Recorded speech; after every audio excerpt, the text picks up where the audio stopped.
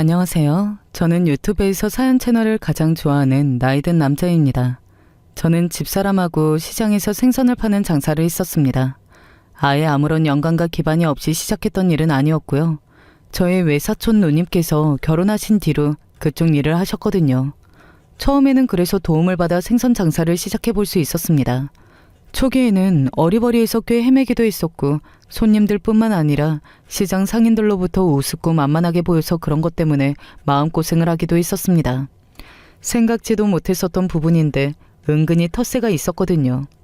몸도 마음도 매일 지치고 힘든 상태에서 맨날 생선 비린내를 폴폴 풍겨댔던 저희 부부였어요. 그건 어쩔 수가 없었어요. 날이 갈수록 더더욱 생선 냄새라는 것이 살갗에 아예 스며가는 느낌이었기 때문입니다. 그래서 자식들 앞에서 민망하고 미안할 때도 있었습니다. 저희 부부가 슬아의 아들 하나, 딸 하나 이렇게 두었습니다. 아들 녀석이 원래 어릴 적에는 똘똘하고 착하고 어른을 공경할 줄 알고 부모님 말씀을 아주 잘 듣는 순한 자식이었거든요. 그랬건만 사춘기 앞에서는 어쩔 수 없는 것인지 중학교 때 심히 엇나갔었어요. 더욱 공부에 매진하여 열심히 해도 모자라 판국에 수업 시간마다 태도가 안 좋으며 학교에 불량한 녀석들과 어울려 다니기 시작하고 용돈까지 허투루 써버리면서 저희 부부의 가슴을 무척이나 아프게 만들었습니다. 제가 결코 엄한 사람이 아니었음에도 그때 아들에게 쓴소리를 많이 했었는데 집사람은 아들을 너무 다그치지 말라며 자식을 감쌌더랬죠. 그러던 어느 날 아들이 학교에서 사고를 하나 쳤었는데요. 그때 집사람이 아예 회초리를 들었습니다. 아들은 처음에는 입술을 부르퉁하게 내밀면서 다리를 얻어맞다가 이내 화가 났는지 집사람에게 대들면서 왜 때리냐고 막 따졌습니다. 가뜩이나 생선 비린내 풍겨대는 부모라서 창피해 죽겠는데 왜 때리기까지 하냐면서 아들 녀석이 크게 소리를 질렀었죠. 그러자 집사람이 눈물을 흘렸거든요. 마음처럼 안 따라주는 아들의 모습에 속이 상하기도 하고 부족한 부모라서 너무 미안하기도 하고 그런 감정들이 붙박친 집사람의 심정을 저는 이해할 수 있었습니다. 저 역시 같은 입장이었으니까요. 맨날 자기를 비호해주던 존재가 때리는 것에 발끈했었던 아들은 집사람의 슬픈 얼굴과 눈물을 마주하고서는 비로소 반성을 했습니다. 되게 당황하면서도 정말 어쩔 줄 몰라 하는 표정이었고요. 그날 이후로 아들이 서서히 마음을 잡게 됐었죠. 장남으로서의 책임감도 서서히 가지게 되었고요. 놓아버렸었던 공부도 마음 다 잡고서 열심히 하려는 모습을 보여서 저희 부부가 속으로 많이 감동했었습니다. 저희 두 사람이 생선 장사를 시작했던 게 아들 녀석이 중학교에 입학하기 몇 달 전의 일이었거든요. 그래서 중학교로 올라가는 아들에게 신경을 많이 못 써준 것도 미안했고 날이 갈수록 생선 비린내만 많이 풍겼던 게 아닌가 싶어서 이것 또한 마음에 걸렸었죠. 어느 부모가 자식 앞에서 근사하지 않고 떳떳하고 싶지 않겠나요? 무조건 멋지고 빛이 나고 싶어 하죠. 저희 부부도 마찬가지였어요. 마음만큼은 자식들이 어디든 가서 신나게 자랑할 수 있는 그런 부모가 되고 싶었으나 현실이라는 냉정한 벽 앞에서 그럴 수 없었던 것뿐입니다. 이런 마음을 자식들이 알아주기만을 바랐었는데 사춘기로 방황하던 아들이 정신을 차리고 철이 들고 성숙해지고 있어서 그때 정말 얼마나 고마웠었던지 몰라요. 번듯하고 근사한 부모가 못 되어줘서 미안하다. 그렇지만 자식들을 공부시키는 것에는 부족함이 없고 지원해줄 수 있는 건 어떻게든 다 지원해주려고 온 노력을 다하는 부모만은 되어주고 싶구나. 저는 항상 자식들을 향해서 그런 생각을 가지고 있었죠. 자식들의 앞날을 위해서라면 못할 노력과 고생이 없었습니다. 마음을 다잡은 아들이 점점 더 제대로 작정하고 책상 앞에 앉게 된 것은 참으로 눈물나게 감사한 변화였습니다. 아들이 중학교 3학년 때 문제집을 내일 당장 등굣길에 새로 사야 한다고 말하였고 그때 집사람이 가방을 뒤져 꼬깃꼬깃 잡혀져 있던 돈을 꺼내서 아들에게 쥐어줬었어요. 이걸로 문제집 사고 친구들하고 맛있는 것도 사 먹어라. 알았지? 그런데 아들이 받은 돈을 만지작거리면서 고개를 아래로 조금 떨고서 집사람과 눈도 마주치지 않은 채로 제법 한참을 그러고 있는 겁니다. 집사람이 혹시 용돈이 더 필요한 거냐고 물으니까 그제서야 고개를 도리도리 흔들면서 안방을 나갔었고요. 이튿날 집사람이 갑자기 아차 싶은 얼굴로 저에게 말을 해주더군요. 어제 아들에게 줬던 돈이 장사할 때 쓰는 가방 안에 있던 거라고 생선 비린내가 아주 많이 나는 것이었다고요. 거기서 돈을 꺼내주면 안 됐는데 무의식 중에 깜빡하고 말았다고 하였습니다. 그래서 아들이 비린내로 절어있는 돈을 받고서 가만히 만지작거리면서 고개를 떨구고 있었던 거예요. 그 돈만 보아도 만져봐도 냄새를 맡아봐도 그 안에 담긴 부모의 고생, 그 과정이 어떠했는지 그려졌기 때문이죠. 아마 그때가 아들이 더욱 마음을 다잡고 책상 앞에 앉아서 공부를 하게 됐던 기점이었을 것이라고 저나 집사람이나 은연중에 그리 생각하고 있었네요. 중학교 생활에 막바지인 3학년 때 아들은 공부를 정말 열심히 했고 그러면서 성적도 받쳐주기 시작했습니다. 신기하고 다행이고 그리고 또 감사한 사실은 아들 녀석이 공부 쪽으로 머리를 꽤 타고났다는 점이었네요. 스스로의 노력도 그렇지만 머리가 따라줘야 어느 정도의 경지를 넘을 수 있는 것인데 아들이 공부에 좀 재능이 있었어요. 이건 살짝 자랑인데 집사람이 옛날부터 다른 건 조금 맹해도 숫자 계산은 꽤 하는 편이었거든요. 희한하게 암산을 잘하였죠. 그래서 장사를 시작하자마자 계산하는 부분에 있어서는 집사람 덕분에 정말 걱정이 없었을 정도였어요. 아들이 아마 이런 머리 쪽으로 집사람을 닮았던 것 같습니다. 물려받은 것이죠. 만약에 집사람이 학창시절에 작정을 하고서 공부를 해보았다면 어떻게 됐을지 모를 일입니다. 그러나 가정 형편이라는 것이 영 받쳐주지를 않아서 학업에 몰두를 할 수 없었던 집사람이었네요. 당장에 먹고 사는 문제가 눈앞에 닥쳐 있으면 공부라는 것은 당연히 뒷전으로 밀릴 수밖에 없는 노릇이니까요. 그건 집안 형편이 좋지 않아서 일찍이 돈을 벌 궁리부터 해야 했던 저도 마찬가지였고요. 저희 부부가 그런 시절을 지나왔던 장본인들이었기에 자식들에게는 똑같은 처지를 어떻게든 물려주고 싶지 않다는 바람이 강하게 있어서 열심히 생선 장사를 하면서 돈을 벌었던 듯 싶습니다. 아들이 사춘기 때 방황을 겪다가 정신을 차렸다면 딸은 그런 것도 없이 한결같이 효녀인 자식이었어요. 어려서부터 착했고 마음이 참으로 깊었습니다. 생각하는 것도 어쩜 그렇게 배려심이 넘치는 아이였던지 모릅니다. 눈코 뜰 새 없이 바쁘게 부모가 생계를 이어가자 딸은 알아서 척척 자기 역할을 해내기 시작했었어요. 자기 몸 하나만 잘 챙겼어도 대견하고 기특하다고 그랬을 것입니다. 하지만 딸은 거기에 그치지 않았죠. 한창 사춘기를 겪을 나이 때도 딸은 자기 오빠의 공부 간식도 챙겨줬었던 것을요. 집안일을 야무지게 해놓는 것은 물론이었죠. 딸 하나 잘 낳아놔서 얼마나 의지가 되고 고마운지 몰라. 우리가 정말 최고로 효녀인 딸내미 덕분에 이른 새벽부터 저녁 때까지 밖에 나가서 장사를 할 수 있는 거야. 나는 그렇게 생각해. 아유, 당연하지. 세상에 우리 딸만큼 효녀가 또 있으면 어디 나와보라 그래. 절대로 못 나올걸. 딸은 저희 부부의 에너지였어요. 힘을 나게 하고 웃게 하는 비타민이었고요. 이래서 집안에 딸은 꼭 있어야 한다는 말이 나왔는가 싶더라고요. 안 나왔으면 어쩔 뻔했나 싶었습니다. 부모가 밖에 나가서 하루 종일 고생하고 온 걸 언제나 감사해하던 자식이 딸이었고요. 저희 부부의 어깨하고 목이며 발까지 딸이 자주 마사지를 해주면서 주물럭거려 줄 때마다 입가에는 저절로 흐뭇한 미소가 지어졌었죠. 장사를 하다 보면 지치다 못해서 맥이 탁 풀리는 힘든 순간들이 덜어 있었는데 그럴 때마다 딸의 웃는 모습을 머릿속에 그리면서 힘을 냈었네요. 타고난 성격 자체가 딸은 사교적이면서도 배려심이 있고 그러면서도 약간 차분하고 가족들을 많이 생각하고 그런 게 좀 있었던 것 같아요. 저희 부부가 타고난 복입니다. 아들이 언제 한 번은 저희 부부한테 그런 소리를 하더라고요. 어렸을 때는 미처 몰랐으나 다 지나고 나보니까 자기 동생이 아주 진국이었다고 말입니다. 자기 동생 덕분에 자기가 수험생활도 잘 보낼 수 있었던 것 같다는 생각마저 든다고 그랬어요. 장사하느라 바쁜 부모 대신에 온갖 집안일을 하며 보이지 않는 곳에서 갖은 노력을 다한 딸이었습니다. 아들은 대견하게도 아주 좋은 대학에 들어갔어요.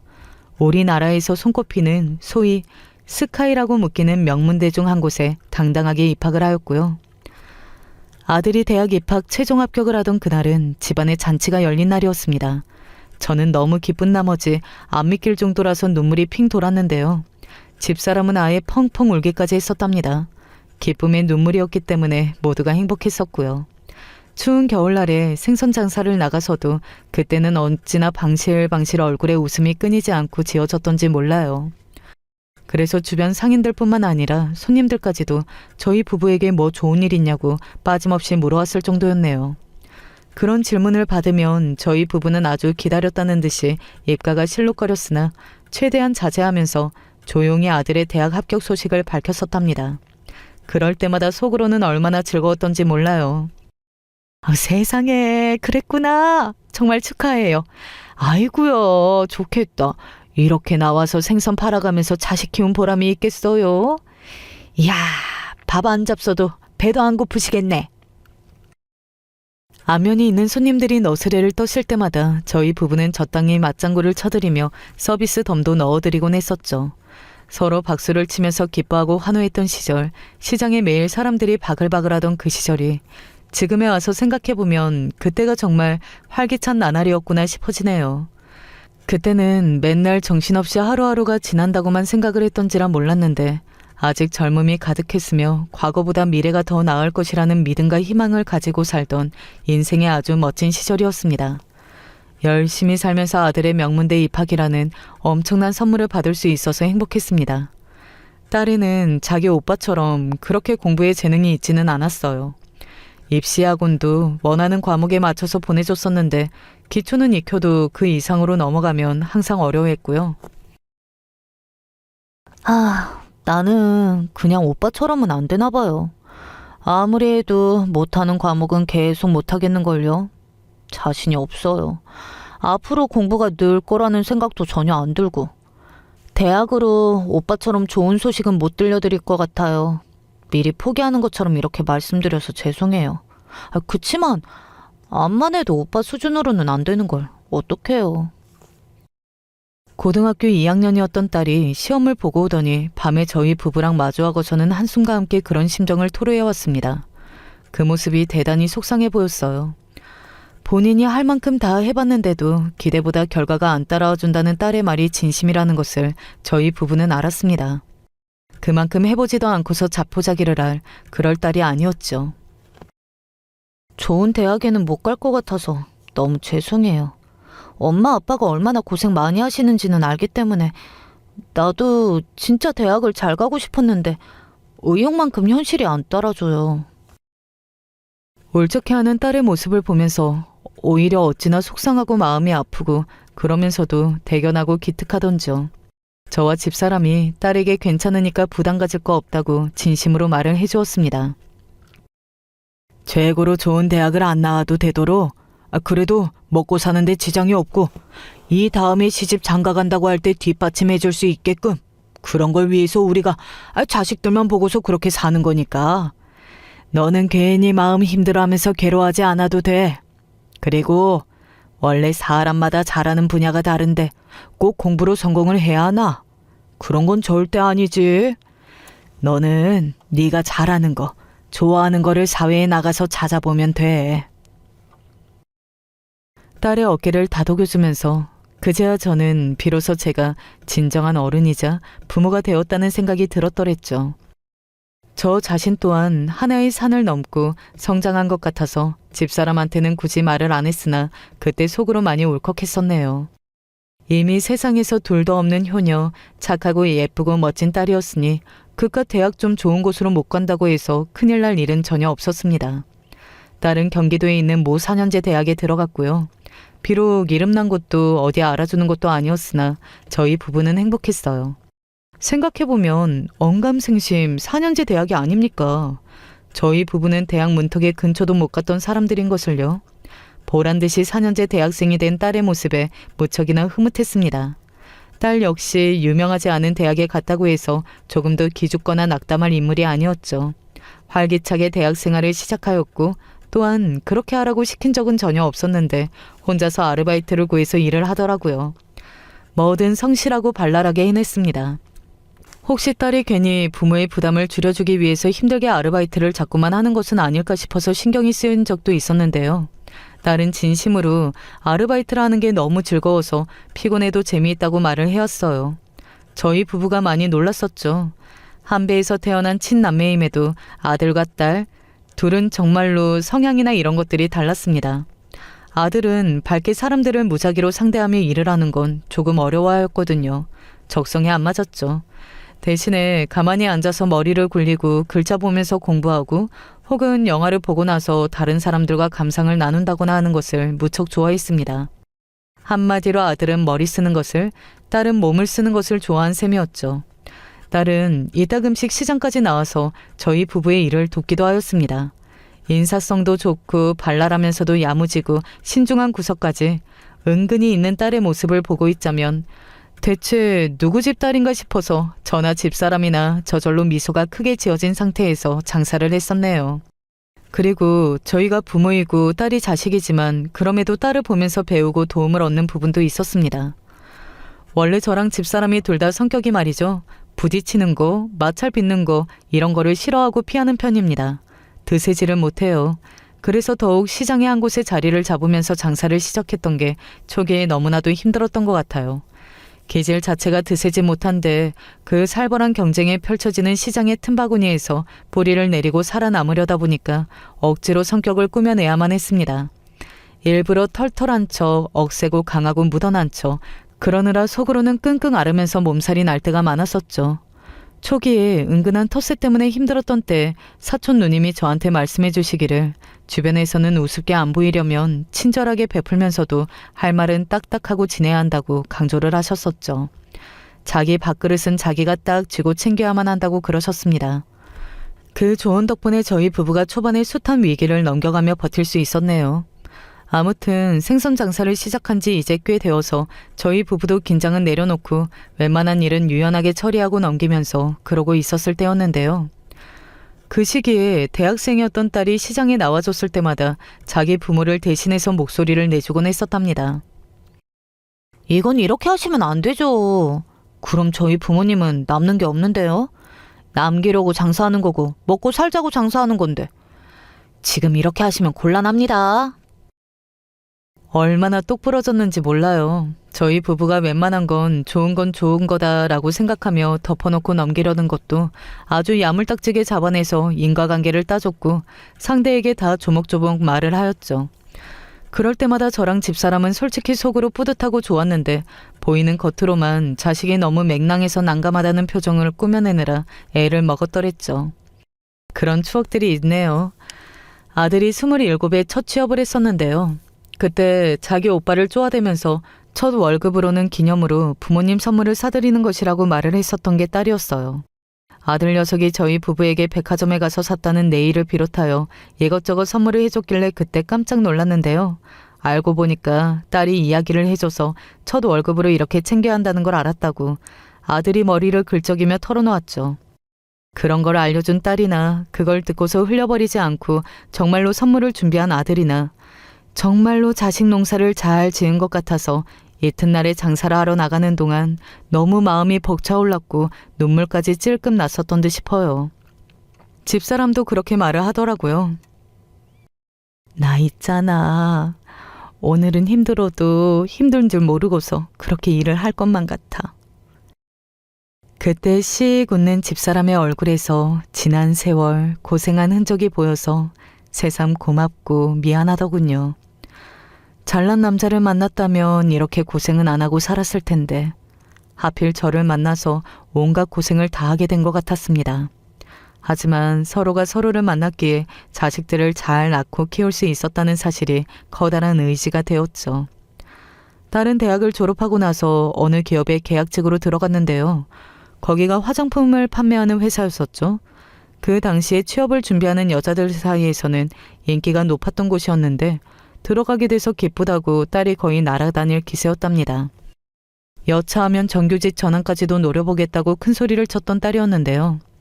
안타깝게도 정규직 전환까지는 못 갔고 계약 기간이 끝나자 그대로 근무를 종료하게 되었어요. 혹시나 싶어서 끝까지 기대를 해봤는데 이변은 없었네요. 직장 생활을 해보니까 확실히 한계라든지 벽이라든지 그런 게 존재하는 걸 느꼈어요. 학연, 지연, 혈연. 세 개 중에서 아무것도 없으면 열심히 하더라도 뭐든 불리한 건 사실 같아요. 딸이 직장인 생활을 하면서 느낀 바가 있었나 보더라고요. 바로 정식 취업을 하기보다는 잠깐 숨을 고르면서 앞으로의 계획을 꾸려보고 싶다고 하길래 뜻대로 하라고 저희 부부가 응원해 주었고요. 딸은 아르바이트 한 가지라 하면서 시장에도 나와서 장사를 틈틈이 돕기도 하였고요. 그러다가 어느 날 문득 해외여행을 다녀오고 싶다고 그랬습니다. 여행보다는 뭐라고 해야지? 그러니까 제가 안 가본 나라의 새로운 모습들을 보면서 많은 걸 느껴보고 싶어요.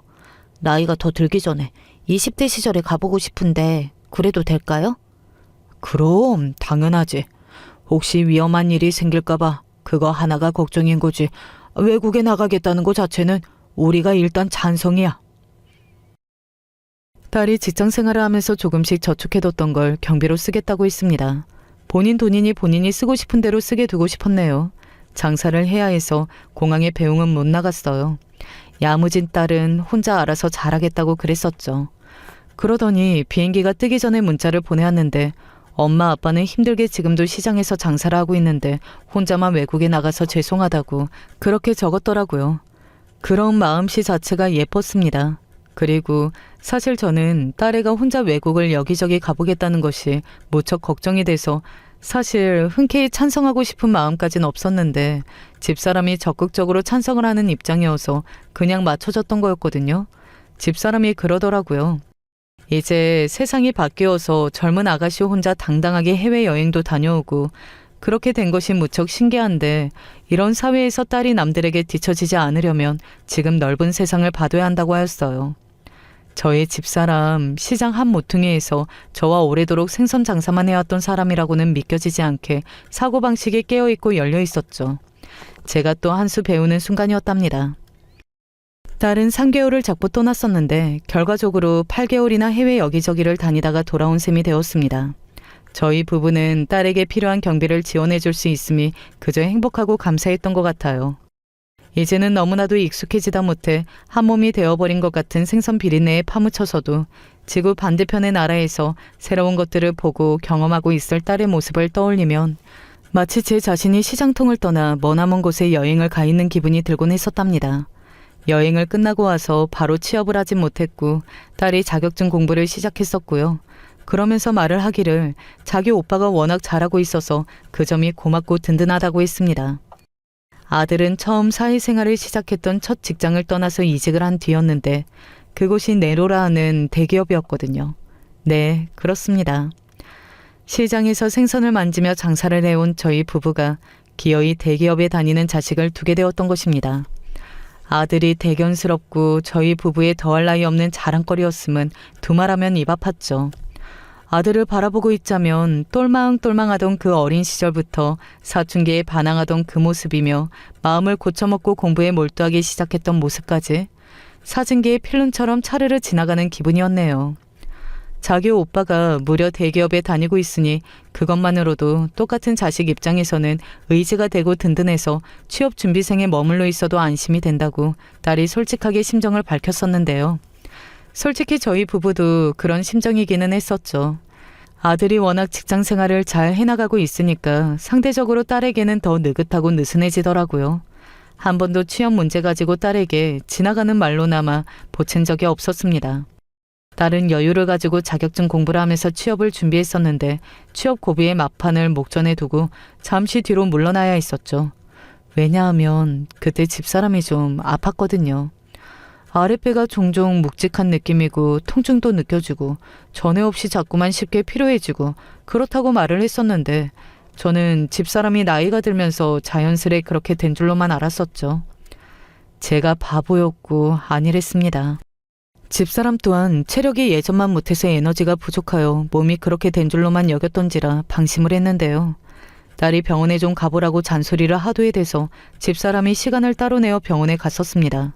장사를 하다 보니까 병원을 가는 것도 굳이 시간을 어렵게 빼야 했기 때문에 용이하지 않았거든요. 그래서 저희 부부 둘 다 건강을 살피지 못했었네요. 집사람은 자궁 쪽에 문제가 있었고 그게 오래도록 방치가 되면서 크게 번진 경우였어요. 수술밖에는 답이 없다고 해서 얼른 수술 날짜부터 잡았었죠. 다행인 건 생명에 지장이 있는 문제는 아니었던 거였네요. 그때 정말 가슴을 쓸어내렸어요. 저도 그때 건강검진을 받았는데 생각지도 못하게 뭐가 이것저것 발견이 되었어요. 아휴, 그래서 그 시기에 장사를 통으로 길게 며칠 쉬었더랬죠. 그렇게 길게 쉰다는 것 자체가 정말로 처음이었습니다. 딸이 저희 부부 곁에 딱 붙어서 살펴봐 줬었고요. 그 바람에 취업 시기를 놓치느라 좀 늦어졌던 것이었죠. 그때 저랑 집사람 둘 다 몸이 아픈 걸 보면서 아들이 많이 놀랐고 이래저래 생각을 하게 됐던 모양입니다. 아버지, 엄마, 드릴 말씀이 있는데요. 제가 슬슬 결혼을 생각하고 있어요. 지금 만나고 있는 여자친구하고 요새 결혼 이야기를 좀 나누기 시작했습니다. 아, 뭐? 그게 정말이냐? 이야, 잘 됐구나, 잘 됐어. 그래, 안 그래도 네가 결혼 생각을 가지고 있는지 아닌지 최근 들어서 궁금하던 참이었는데 정말 반가운 이야기구나. 아들이 대기업에 들어간 이후로 아는 사람을 통해서 소개를 받아 만나게 된 여자친구가 있었는데요. 둘이 동갑내기였어요. 둘 다 20대 나이 끝자락에 만나서 연애를 시작하게 됐었으니 연애 초기부터 결혼을 염두에 두고서 진지하게 만나왔던 모양이었고요. 괜히 간섭하는 모양새가 될까봐 아들의 연애 사업이 어찌 되고 있는지 궁금하면서도 일부러 묻지 않았었는데요. 결혼을 한다는 얘기를 꺼내오니까 너무 갑작스럽고도 기쁘더라고요. 와, 드디어 자식을 결혼시키게 됐구나 싶어서 저의 지난 인생을 자연스레 돌아보게 되었고 감개가 무량했습니다. 부모가 나이 든 것이 티가 나면서 아프기 시작하면 자식된 입장에서는 여러 가지 생각이 들게 되는 모양이었어요. 저랑 집사람이랑 둘 다 병원 신세를 진 걸 그때 보면서 아들이 결혼 결심을 확 굳혔다고 그러더라고요. 그때 아들이 결혼하기로 마음 먹었던 상대가 저희 부부의 며느리가 되었던 것이었는데요. 당시에 저는 아무래도 멋쩍어서 며느리에 대해서 이것저것 물어보진 못했는데요. 저 대신 집사람이 아들한테서 이야기를 좀 듣고 나면 제가 그걸 또 일부러 전해 듣는 순서였네요. 둘이 각자 일하는 분야는 확 달라도 서로 나이가 같다 보니까 대화가 잘 통하고 만나면 항상 재미있게 시간을 보낸다네. 그리고 겹치는 지인들이 꽤 있나 봐. 아무래도 명문대 출신들끼리 어울리게 되는 거지. 며느리가 제 아들만큼은 아니어도 제법 그에 준하는 수준의 좋은 대학을 나온 재혼이었고요. 위로 친정오빠와 언니가 있어서 며느리가 셋째 막내였으며 아직 유일하게 집안에서 결혼을 안 한 자식이었더랬죠. 대학교 재학 시절에 며느리가 부친상을 당하여서 모친만 계셨죠. 돌아가신 분께서 중소기업의 임원으로 계셨었고요. 사돈 집안 자체가 전반적으로 배움의 수준이라는 것이, 그리고 살아오면서 누린 일상의 수준이라는 것이 저희 집 쪽에 비하자면 월등히 높다고 볼 수 있었습니다. 매사 큰 어려움이 없었기에 아등바등하며 살아온 적이 없던 그런 사돈 집안이었죠. 저는 제 아들이 어딘가 고상한 집안의 사이가 된다는 인상을 받았었고 그것이 싫지 않았습니다. 집사람도 마찬가지였을 거예요. 이날 이때까지 생선 팔아서 아들냄 대학 잘 가는 거 보고 직장 잘 구하는 거 보고 이제는 결혼 잘하는 것까지 보게 생겼으니 이게 보람이 아니면 뭐가 보람이겠어. 어느새 자글자글해진 눈가의 주름을 곱게 접으며 웃는 집사람과 저는 항상 이심전심이었으니까요. 며느리는 적당히 밝은 성격이었죠. 뭐든 적당해 보였던 것 같습니다. 말수도 적당했고 행동 또한 뭐라고 사족을 붙일 게 없게끔 적당하다는 인상을 받았었습니다. 아들이랑 둘이서 별일 없고 별탈 없이 결혼 생활을 하지 않을까 싶었고 그게 유일한 바람이었네요. 자식을 처음 결혼시키는 것이다 보니까 상당히 기분이 들뜨고 설렌 게 컸습니다. 사돈하고 만나서 이야기를 나눴을 적에도 사람 좋은 웃음을 짓느라 바빴던 기억이 강하게 남아있는데요. 장사를 오래 하신 분들이라 그런가 소탈한 기운이 묻어납니다.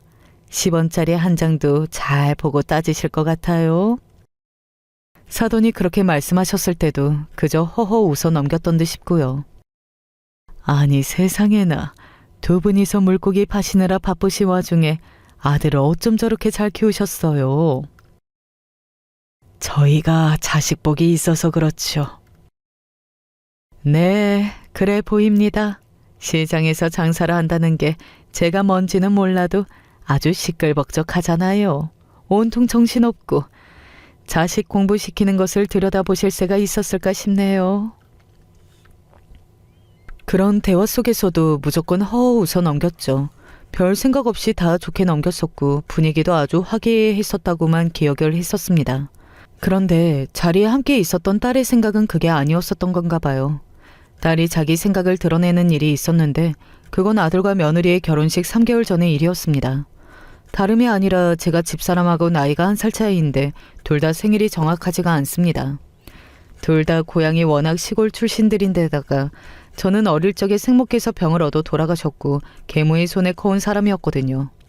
다만 생일이 진짜 태어났던 때보다 앞당겨져서 등록이 되었다는 사실만 어렴풋이 알고 있었습니다. 반면에 아내는 진짜로 태어났던 때보다 생일이 늦은 날짜로 등록이 됐었고요. 아무튼 그래서 저희 부부는 진짜 태어난 날짜가 아주 비슷할 것이므로 생일을 항시한 날짜로 같이 챙기면서 살아왔습니다. 형편이 어려워서 결혼하자마자 그리 했었던 것이 장사를 시작하면서는 정신이 없고 바빠서 그리 하는 것으로 굳어졌었고요. 같이 한 날짜를 생일이라 기념하며 챙기는 것이 부부 사이를 더욱 돈독하게 만드는 것 같아서 좋았죠. 다른 때의 생일과 환갑은 좀 의미가 다르잖아요. 그래서 아들하고 딸이 둘이서 부모의 환갑기념 가족여행을 선물로 준비했었더라고요. 무조건 장사를 쉬고 여행을 가야 한다고 둘이 밀어붙이기에 즐거운 마음으로 그렇게 따랐습니다. 제주도에서 멋들어진 숙소를 잡고 정말 좋은 시간을 보내고 있었는데요. 왠지 아들의 표정이 좀 안 좋은가 싶더니 저녁에 딸이랑 둘이 숙소 밖으로 나가서 설전을 벌이고 돌아온 겁니다. 저희 부부의 환갑 여행인데 자식들끼리 싸우다니 당황스러웠고 이럴 녀석들이 아닌데 왜 그랬나 싶어서 이유를 캐물었습니다. 그랬더니 원인이 며느리였더라고요. 이미 한 식구가 된 것과 같은데 며느리가 시부모의 환갑을 전혀 안 챙기는 게 말이 되냐면서 딸은 그게 불만이라고 했습니다. 그리고 아들이 저희랑 환갑 여행을 간 것에 며느리가 서운함을 표출했던 모양이에요. 나랑 주말에 여행 다닐 때나 그렇게 적극적으로 좀 굴어봐. 그런 것에 있어서 아들도 마음이 불편했던 건 사실인데 그래도 딸이 불만을 품고 며느리라 안 좋아할 이유까지는 안 된다고 보는 입장이었습니다. 아들은 딸이 학벌도 집안도 다 좋은 며느리를 질투해서 그러는 거 아니냐고 하였고요. 딸은 아들의 발언에 무척 기분 나빠하면서 며느리가 자기 시댁을 우습게 보고 무시하는 게 느껴지는 것이 사실이라고 주장했습니다. 아이고야, 둘이서 설마 이런 문제 때문에 감정적으로 싸울 것이라고는 생각조차 못 해본 바였기 때문에 저나 집사람이나 그때 너무 난감했고 머리가 아팠었네요. 솔직히 저희 부부도 며느리에게서 거창한 선물 같은 건 바란 적도 없었으나 그래도 환갑이니만큼 조그마한 성의 표시라도 있으면 좋지 않을까 싶은 마음은 있었습니다. 하지만 잘 커져서 고마운 아들이 좋은 상대를 만나서 결혼하는 건데 거기에 대고 그 어떤 찬물도 끼얹고 싶지 않았던 것이었죠. 그래서 입을 다물고 아무런 티도 안 냈는데 딸은 진작에 며느리를 비롯하여 사돈 집안이 저희 쪽으로 우습게 낯잡아 보는 것을 느껴왔다면서 목소리를 냈던 것입니다.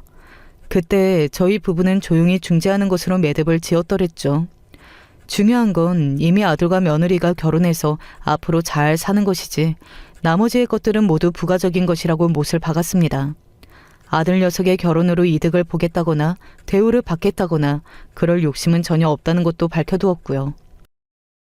의도를 알아듣고서 딸이 부르퉁한 얼굴을 하면서도 고개를 끄덕이며 수긍했습니다. 아들은 왠지 경험 적고 민망해하는 기색이었고요. 아무튼 이런 일화가 있었는데 그리 마음에 둘 것이라고 여기지도 않고 넘겼습니다. 결혼식은 사돈이 강력히 원하시던 예식장이 있어서 거기서 했었고요. 신혼여행지는 며느리가 굉장히 원하던 곳이 있어서 거기로 갔었죠. 저희 아들이 어떤 아들인가요? 알아서 며느리에게 잘 맞춰주면서 신혼여행지에서도 전혀 다툰 적이 없이 그렇게 시간을 잘 보내다가 왔었죠. 관광지와 공항 면세점에서 샀다는 자그마한 선물들, 그걸 받는 것만으로도 너무 행복하고 기뻤죠. 저희 부부가 장사를 하느라 해외여행을 전혀 못 가본 것이 아쉽다고 하는 아들의 말에도 그저 손사래를 쳤었고요.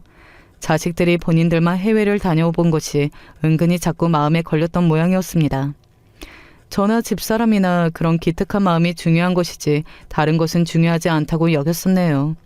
결혼한 지 딱 3달 만에 며느리의 임신 소식이 들려왔습니다. 드디어 손주가 생기겠구나 싶어서 실감이 안 날 정도로 들떴었네요. 태어날 손주를 생각하여 더 열심히 체력이 허락하는 한 일을 해야겠다는 마음으로 그렇게 지냈습니다. 보기만 해도 가슴이 벅차오르는 귀여운 손주가 세상에 태어났고 그 기쁜 자리에서 사돈을 마주했었는데 이렇게 말씀을 하시더라고요. 이른 시간부터 물고기 팔다가 오셨나 봐요? 네? 아유, 아니에요. 좀 있다가 이제 나가보려고 해요. 그런데 그건 왜 물어보세요? 다름이 아니라 그냥 어디서 이렇게 물 비린내가 나길래 오늘 벌써 팔다가 오셨나 싶었죠. 근데 아니었다니. 그럼 그 비린내가 항시 몸에 박혀 있는 건가 봅니다.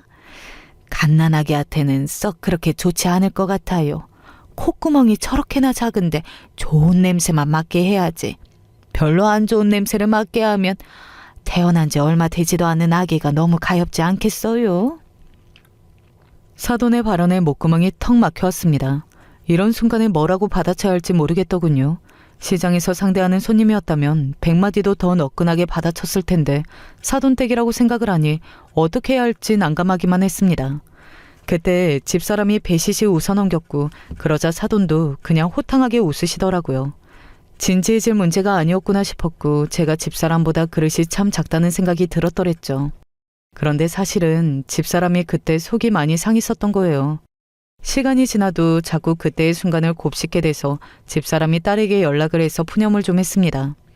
그랬더니 딸이 발끈해서 난리가 났고요. 그 자리에서 왜 참았냐면서 딸이 저한테 막 화를 냈습니다. 집사람은 그냥 속이 답답해서 얘기를 나눈 것뿐이지 딸이 그렇게 화를 내기를 바란 것은 아니었다며 난감해하였고 저는 몇 주가 지난 일을 집사람이 굳이 딸에게 미주알 고주알 떠들 필요는 없었다고 말을 했었죠. 아휴, 고상한 집안 쪽에서는 우리가 꼴랑시장에서 생선이나 파는 장사치라고 그런 식으로 충분히 보일 수 있는 거야. 그게 냉정한 현실이니까 우리가 적당히 받아들이는 게 최선이야. 저도 속이 상했으나 그래도 분란을 만들고 싶지 않았기에 일부러 더욱 그런 식으로 얘기를 했던 것 같아요. 집사람은 제 말이 맞다고 하면서 앞으로 더욱 무던한 자세로 지내겠다고 했었습니다. 저희 부부가 이렇게 마무리를 지으니까 착한 딸은 성질을 죽이고 입을 꾹 다물었더랬죠. 그렇게 다시는 문제가 될 일이 아니라고 생각하며 또다시 그냥 지나갔었더랬죠. 하지만 결국 수면 위로 드러날 것은 드러나고 마는 모양이었습니다. 시간이 흘러 귀염둥이 손주의 첫 돌잔치 날이 됐었죠. 장소는 사돈이 원하시던 동네가 있어서 최대한 그쪽으로 며느리가 알아보고 진행을 했었습니다. 저희 부부는 솔직히 통보를 받은 게 전부였었고요. 기념비적인 첫 손주 돌잔치 날이었으니 신경을 많이 쓰고 갔었습니다. 돈도 미리 준비를 다 해뒀었죠. 돌잔치 며칠 전에 아들 며느리하고 연락을 했었을 때 돌상에 돈을 올리는 순서가 있다는 것을 전해 들었으니까요. 섭외된 사이자가 아주 전문적으로 이끌어줘서 화기애애하게 순서가 흘러가고 있었습니다. 그러다가 돈 올리실 분 있냐고 사이자가 외치기에 저는 집사람과 눈빛을 교환하면서 당장 일어났었죠. 환하게 웃으면서 준비해온 돈을 손주의 돌상에 올리던 바로 그 순간이었습니다. 아유, 지금 뭐 하시는 거예요?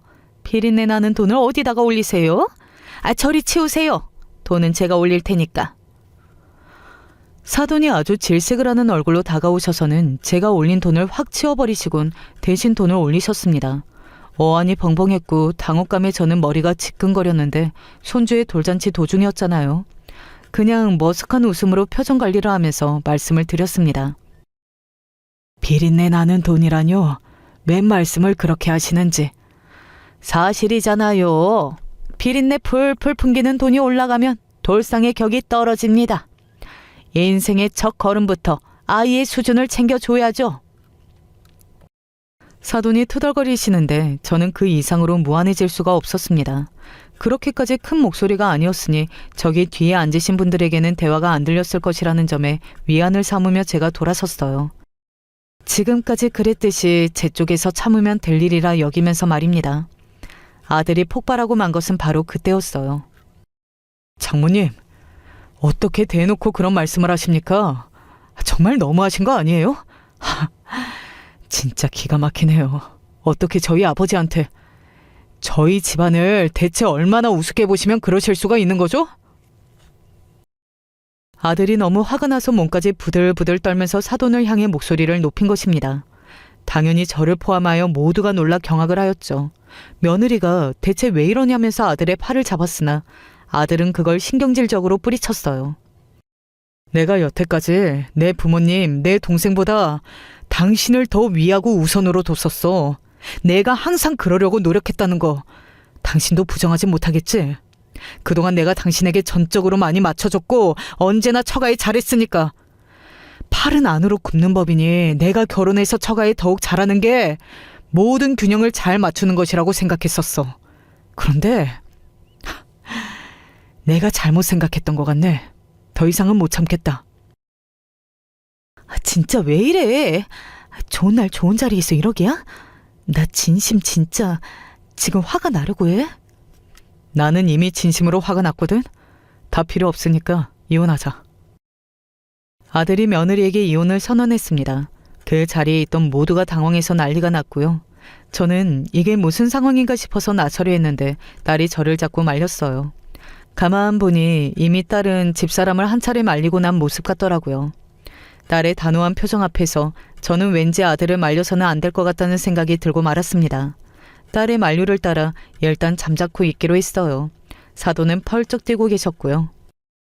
자네 지금 미쳤나? 장모님, 더 좋은 집안을 찾아서 인연 맺으세요. 저는 확닥지가 나서 더는 못 해먹겠습니다. 그동안 장모님이 저희 가족들을 낮잡아보고 조롱하신 거 제가 아예 몰라서 가만히 있었던 거 아닙니다. 그냥 참았던 건데요. 이제는 안 그러고 싶네요. 결혼을 위해 가정을 꾸렸으면 거기에 충실해야지.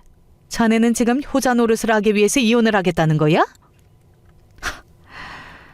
왜 그런 식으로 받아들이시는 건지는 모르겠으나 네, 그렇게 생각하신다면 그냥 제가 효자 노릇을 하기 위해 이혼까지 하는 이기적인 놈을 하겠습니다. 됐나요? 세상에, 이런 말도 안 되는 상황을 다 봤나. 어떻게 애 돌잔치에서 이래? 그러고도 자네가 애 아빠야? 이혼하면 아이는 엄마 쪽에서 데려갈 텐데 그 생각은 못 해봤지? 애는 애 엄마가 키우라고 하세요. 제가 양육비 다달이 보내겠습니다. 아들은 단호하게 받아치면서 절대 홧김에 내지른 것이 아니라 확신을 가지고 말을 하고 있다는 점을 드러냈습니다. 그러자 그제서야 정말로 심각해진 사돈이 얼굴이 삽시간에 창백해지게 질려버렸고요. 모두가 웅성거리고 있었고 사회자는 어떻게든 수습을 하고자 애를 쓰며 땀을 뻘뻘 흘리고 있었고 정말 돌잔치장에서 벌어진 초유의 사태였습니다. 며느리는 왜 갑자기 아들이 그렇게까지 구는 줄 모르겠다며 울먹였고 그때 딸이 앞으로 나서더니 오늘 이 자리에서 사돈이 보여주는 언행만으로 벌어진 상황은 아니고 여태까지 몇 번 지나간 문제들이 있었는데 그게 차곡차곡 억눌려 있다가 터진 것이라고 설명을 하였어요. 그러자 며느리가 몹시 당황하면서 입을 꾹 다물더군요. 이제 사돈의 얼굴은 거의 흑빛이 되어 있었고요. 돌잔치에 와주신 분들 앞에서 더 이상 추태를 보일 수는 없어서 저희 부부가 얼른 분위기를 무마시키며 수습을 했었고요. 그렇다고 한들 이미 상황은 돌이킬 수 없었기에 그 후로 흐지부지 모든 게 마무리가 되고 말았어요. 집사람이 너무 머리가 아프다고 하여서 다른 것보다 집사람의 컨디션이 우선이었기에 일단 집으로 가고 대화는 나중에 나누겠다고 자식들이랑 며느리 사돈을 향해 뜻을 밝힌 뒤에 자리를 떠났었네요. 집사람과 둘이 집에 와서 이런저런 이야기를 나눴습니다. 부창부수 아니랄까봐 돌잔치에서 겪고 난 상황에 대해 감상이 똑같았어요.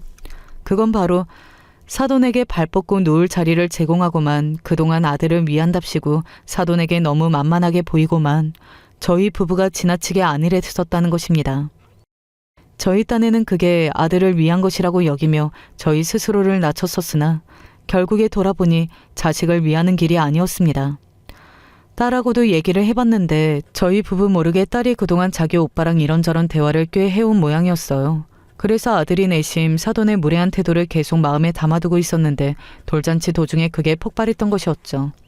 이혼까지 불사하겠다는 아들은 진심이었어요. 저희 부부는 이제 아들을 믿고 지지하며 어떤 선택을 내리든 지켜봐줄 준비가 되어 있었습니다. 아이가 있다고 해서 이혼은 안 된다느니 하는 그런 소리를 아들에게 할 생각은 전혀 없었네요. 아들이 진심인 만큼 부모로서 따라주는 게 맞는 순서 같았으니까요.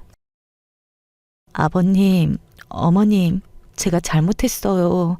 그동안 제가 이런저런 핑계를 대면서 며느리 노릇을 제대로 하지 않았다는 거 스스로 잘 알고 반성하고 있습니다. 앞으로는 변화하는 모습만 보여드릴게요. 그리고 며느리가 찾아와서 눈물로 고개를 숙였습니다. 며느리는 절대로 아들과 이혼하고 싶은 마음이 없었기 때문이었죠. 그 심정이 눈물에서도 엿보였어요. 며느리의 무심함을 애써 모른 척 지내왔던 저희였으나 이제는 그 부분을 똑바로 직시하였습니다. 지나간 며느리의 행태를 다 알고 있으니 앞으로는 똑바로 잘하기를 기대하면서 지켜보겠다고 이야기를 해주었죠. 그제야 관계가 제대로 정립이 되는 기분이었습니다. 또한 사돈으로부터 사과 역시 받았습니다. 두 분께 진심으로 죄송합니다. 제가 그러면 안 되는 거였는데 품격 하나 없이 행동하고 말을 했던 것을. 저도 무척 민망해하면서 앞으로 다시는 그러지 말아야겠다는 다짐을 내렸습니다. 전에 없이 차분하고 정중한 모습을 보여주시더라고요. 객관적으로 아주 괜찮은 사이와 그런 사이하고 죽어도 이혼할 수 없는 딸, 게다가 그 둘 사이에 태어난 어여쁜 손주까지. 사돈의 입장에서 가만 보니까 지금 숙이고 들어가는 것 외에는 아무 방법도 없었던 거예요. 공손하다 못해서 아주 숙연해 보이는 사돈의 모습 앞에서 저희 부부는 차마 지난 일을 따져 물을 엄두도 안 났었네요. 이제까지의 기세를 어차피 모두 잃으신 뒤였으니까요. 더 이상 필요 없이 저 자세로 나가는 것을 하지 않기로 한 저희 부부는 괜한 소리 얹지 않고 그저 깔끔하게 사과를 받아들인다는 입장만 전달을 드렸었네요. 그 이후로 사돈이 길을 펴시는 모습을 본 일이 없었습니다. 아들은 계속해서 사회생활을 잘 해나가며 승승장구했고요.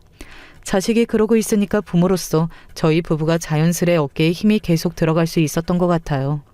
사돈 앞에서도 며느리 앞에서도 저희 부부는 아들이 워낙 잘났으니 기가 죽을 일이 없었네요.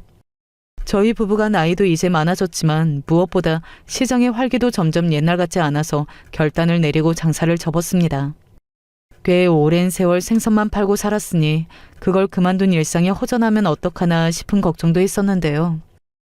장사를 접자마자 딸이 저희 부부를 데리고 바로 해외여행부터 가더군요.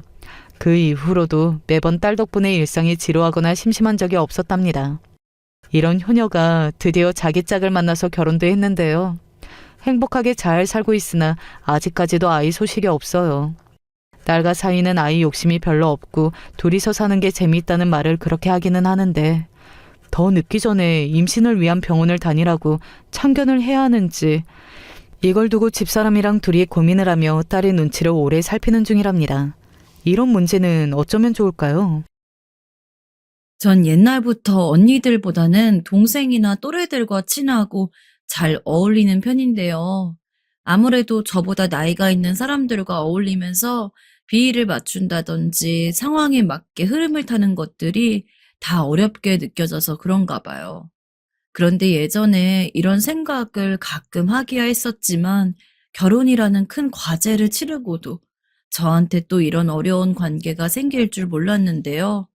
아들만 내신 집에 막내 아들에게 시집을 갔으니 위로도 손윗동서가 셋이라서 예상은 했었어요. 그래도 이렇게 힘들 줄 몰랐고 한동안 결혼 생활에 대해 진지하게 고민할 정도로 시달렸습니다. 솔직히 결혼하고 허니문으로 아기가 바로 생긴 게 아니라 한 1년 정도만 신혼 시절이 있었어도 전 남편에게 강력하게 불만을 털어놓고 뭐던 수를 강구했을 것 같아요. 왜냐면 저희 손윗동서들과 관계를 유지하기 너무 힘들었거든요. 첫째 동서는 그래도 괜찮았는데 둘째 동서는 보는 순간부터 낯이 익으면서 예감이 되게 안 좋았어요. 알고 보니 제 예상이 맞았더라고요. 바로 고등학교 때 동창이었고 2년 정도 바로 옆반에서 오며 가며 보느라 안면이 있었던 거예요. 둘째 아주버님도 엄청 놀라셨고요. 아이, 그러고 보니 우리 와이프랑 재수 씨랑 같은 고등학교였던 거네? 하긴 이 동네가 좁다 보니까 둘 중 하나라도 이사 안 가고 계속 비슷한 동네에 살고 있었다면 가능한 일이기도 하지. 저랑 이 사람은 고등학교 때부터 연애했던 사이예요. 중간에 헤어지기도 했었지만. 아주버님은 정말 아무것도 아닌 것처럼 소탈하게 말을 하셨고 저도 따라 웃으면서 둘째 동서의 얼굴을 봤는데 제 마음과는 달랐나 봐요. 눈을 마주치면서 씩 웃어 보였는데 동서는 따라서 웃지 않고 입만 웃고 있더라고요. 옛날에 봤을 때에도 좀 차가운 인상인 듯한 느낌도 있었고 제가 친하게 지내는 애들과는 좀 다른 성향으로 보여지긴 했었지만 말이에요. 그래도 이렇게까지 낯설게 대하고 선을 그을 줄 몰랐어요. 상견례의 결혼식까지 잘 마치고 이후에 첫째 동서 주관하에 가족끼리 다 시댁에 모였을 때가 있었는데요. 그때부터 좀 알게 모르게 편가르기를 하는 것 같더라고요. 솔직히 여자가 넷인데 셋은 이미 일찍들 자기네끼리 결집이 되었으면 나중에 혼자 들어온 저 같은 사람은 완전히 고립되는 거잖아요. 그 어느 누구 하나 껴줄 생각도 안 하고 제가 말 걸어도 대답도 잘 안 해주더라고요. 둘째 동서야 저랑 좀 어색한 면이 있었으니까 그런갑다 했는데 왜 첫째 동서랑 셋째 동서까지 저한테 거리를 두는지 알 수가 없었어요. 그런데 나중에 남편 이야기를 들어보니까 좀 이해가 가려고 하더라고요. 아, 우리 둘째 형수가 좀 성격이 센 편이야. 아무래도 형이랑 고등학교 때부터 연애해서 우리 집에도 며느리로 제일 일찍 드나들었고 결혼도 제일 빨리 했거든. 대학교 졸업하자마자 바로 했으니까 형도 남자치고 결혼을 엄청 일찍 했어. 애들도 금방 태어나서 조카들도 이 중에서 나이가 제일 많고 말이야. 이후에 큰형이랑 막내형이랑 다 결혼하다 보니 한마디로 둘째 형수가 여기 며느리들 기강은 다 잡고 있는 셈이지. 그래도 평소 말씀이 별로 없으셔서 그렇지 차가운 분은 아니야. 남편은 이렇게 말을 하는데 어째 뭔가 내가 좀 복잡한 상황에 들어간 것 같다는 느낌이 들더라고요. 아무튼 그때는 좀 쎄하게 느껴졌지만 저도 신혼이고 아기를 금방 가지게 돼서 입덧도 하고 정신이 없었어요. 다니던 직장을 두고 집에서 쉬고 있었는데도 몸이 좀처럼 안 나아져서 친정엄마도 많이 다녀가시고 좀처럼 시댁 문제에 신경을 쓸 수가 없었는데요. 웬만한 건 다 남편을 통해서 전해 듣게 되었고 명절 때도 거의 못 가다시피 했어요. 이후 아기를 낳아서 시댁에 찾아뵈었는데 어머니며 아주버님들이며 다들 아기들 귀여워해 주시고 잘해 주시더라고요. 저도 애들 내려놓고 간만에 손윗동서분들에게 인사를 드리려고 했더니 왠지 좀 끼기가 어려운 거예요. 결혼하고 처음 모임을 한 이래 1년이 좀 더 지나서 봐서 그런지 어색할지 몰라도 그 사이에 끼워주지 않겠다는 벽 같은 게 느껴져서 신경이 쓰였어요. 제가 뭔가 좀 도울 일이 있을까요? 같이 할게요. 그랬더니 첫째 동서가 그냥 웃으면서 계속 앉아있으라고 하는 거예요. 할 거 없어. 그냥 앉아만 있어도 돼. 네, 그래도 저도 뭔가 도와야 할 것 같은데. 괜찮다니까? 그냥 앉아있으라니까? 그리고 둘째 동서는 저를 대충 쳐다보더니 아예 대답도 안 하고 말이에요. 왠지 그 사이에 껴서 중간에 애매하게 뭔가 하기도 뻘쭘했기 때문에 나와 있었는데요. 그렇게 셋이서 바쁘게 주방에서 움직이는데 표정들이 너무 굳어 있길래 결국 다시 왔고 떠듬떠듬 굳은 몸짓으로 숟가락이나 그릇들을 같이 놓고 했답니다. 그랬더니 또 하지 말라 소리를 안 하는 걸 보니 앉아있으라던 말은 진심이 아니었던 것 같더라고요. 이런 분위기가 자꾸 생기다 보니까 저도 너무 불편해졌고 노력을 나름 했거든요. 그런데 완전히 첫째 동서나 셋째 동서나 둘째가 뭔가 하자면 하자는 대로 흘러가는 게 어이가 없더라고요. 하다못해 요리를 하거나 설거지를 하거나 뭔가 집안일을 결정할 때에도 자기네들끼리 말을 하고 은연중 하는 말에 단톡방도 있는 것 같은데 전 결혼한 이래로 여전히 초대해주지 않고 있었어요. 차라리 시누이면 자기 동생이나 오빠 때문에 올케가 좀 싫나 보다 싶겠지만 여긴 대체 왜 그러는지 이해가 안 가더라고요. 게다가 다른 아주버님이 우리 애기 보고 용돈을 몇만 원씩 꺼내주시는데 둘째 손윗동서 표정이 계속 안 좋은 거예요. 이때 저는 그냥 제 기분 탓인 줄 알았는데 확실히 시댁에서 실세이긴 한 건지 할 말을 그냥 하더라고요. 마치 제가 뭘 잘못한 것처럼 말이에요. 어머, 아주버님, 우리 용현이 처음 나 데리고 왔을 때랑 너무 다르시잖아요. 이제 완전 막내 조카라고 더 조카 볼 일 없을 것 같아서 후하게 쓰시나 보다. 이거 서러워서 한 놈 더 낳아야겠어요. 이것도 좀 어이없는 게 전 둘째 동선의 조카들이나 다른 애들한테도 결혼 초에 용돈 얼마씩 줬었거든요. 애들이 저한테 작은 엄마니 뭐니 부르는 게 귀여워서 저도 서운하지 않게 애들 용돈을 줬는데 제가 애기 낳는 순간부터 낳아서 데려온 날도 쳐다보지도 않고 아무런 기미도 안 보여서 좀 어이가 없었어요. 아니 뭐 자기는 그렇다 치고 다른 아주버님이 주는 것까지 저렇게 눈치를 주는 건가요? 이 정도면 뭐 나한테 쌓인 게 있어서 그러나 싶고 계속 불편하더라고요. 여보, 아까 좀 분위기 이상하지 않았어? 뭐가? 난 오랜만에 만나서 화목하고 좋던데? 하지만 남편에게 돌아오는 길 이런 얘기를 해도 별로 신경도 안 쓰고 자기는 그런 분위기 하나도 못 느꼈다고 말을 하니까 약간 풀이 죽었어요. 내가 아기 낳고 얼마 안 되어서 예민해서 그런가 보다 싶었어요. 근데 이 무렵쯤부터 어머니 몸이 안 좋으셔서 갑작스레 집안 분위기가 또 다르게 흘러가게 되었답니다. 이 부분에 대해서 남편도 엄청나게 마음을 쓰고 힘들어하는 걸 보고 있으니 저도 신경이 많이 쓰였어요. 그래서 아기 낳고 몸이 좀 힘들긴 했지만 일단은 친정엄마께 가끔 맡겨두고 제가 움직이기 괜찮을 때 시댁에 가서 어머니를 챙겨드리기도 했는데요. 어머니가 그렇게 하라신 것도 아니고 또 가서 많이 해드릴 일도 없었기에 그냥 편하게 들렸었어요. 연애할 무렵부터 결혼 생활하는 내내 정말 고부간의 갈등이라는 게 뭔지 저는 거의 느껴본 적이 없고 불편하지 않았거든요. 단지 이때 돌아가면서 같이 들리는 손윗동서들이 더 불편했기에 차라리 나 혼자 왔으면 좋겠더군요. 그러던 어느 날, 첫째 동서와 날이 맞아서 시댁에서 잠깐 봤는데 이날 둘째가 없어서 그런지 웬일로 저한테 말에 편히 걸더라고요. 애기 낳고 한창 힘들 텐데 왔네. 난 그 무렵 때 누가 말 거는 것도 싫던데. 자기도 참 대단하다. 아이, 별거 아닌데요, 뭐. 편하게 부담 없이 온 거예요. 형님 뭐 음료수라도 드릴까요?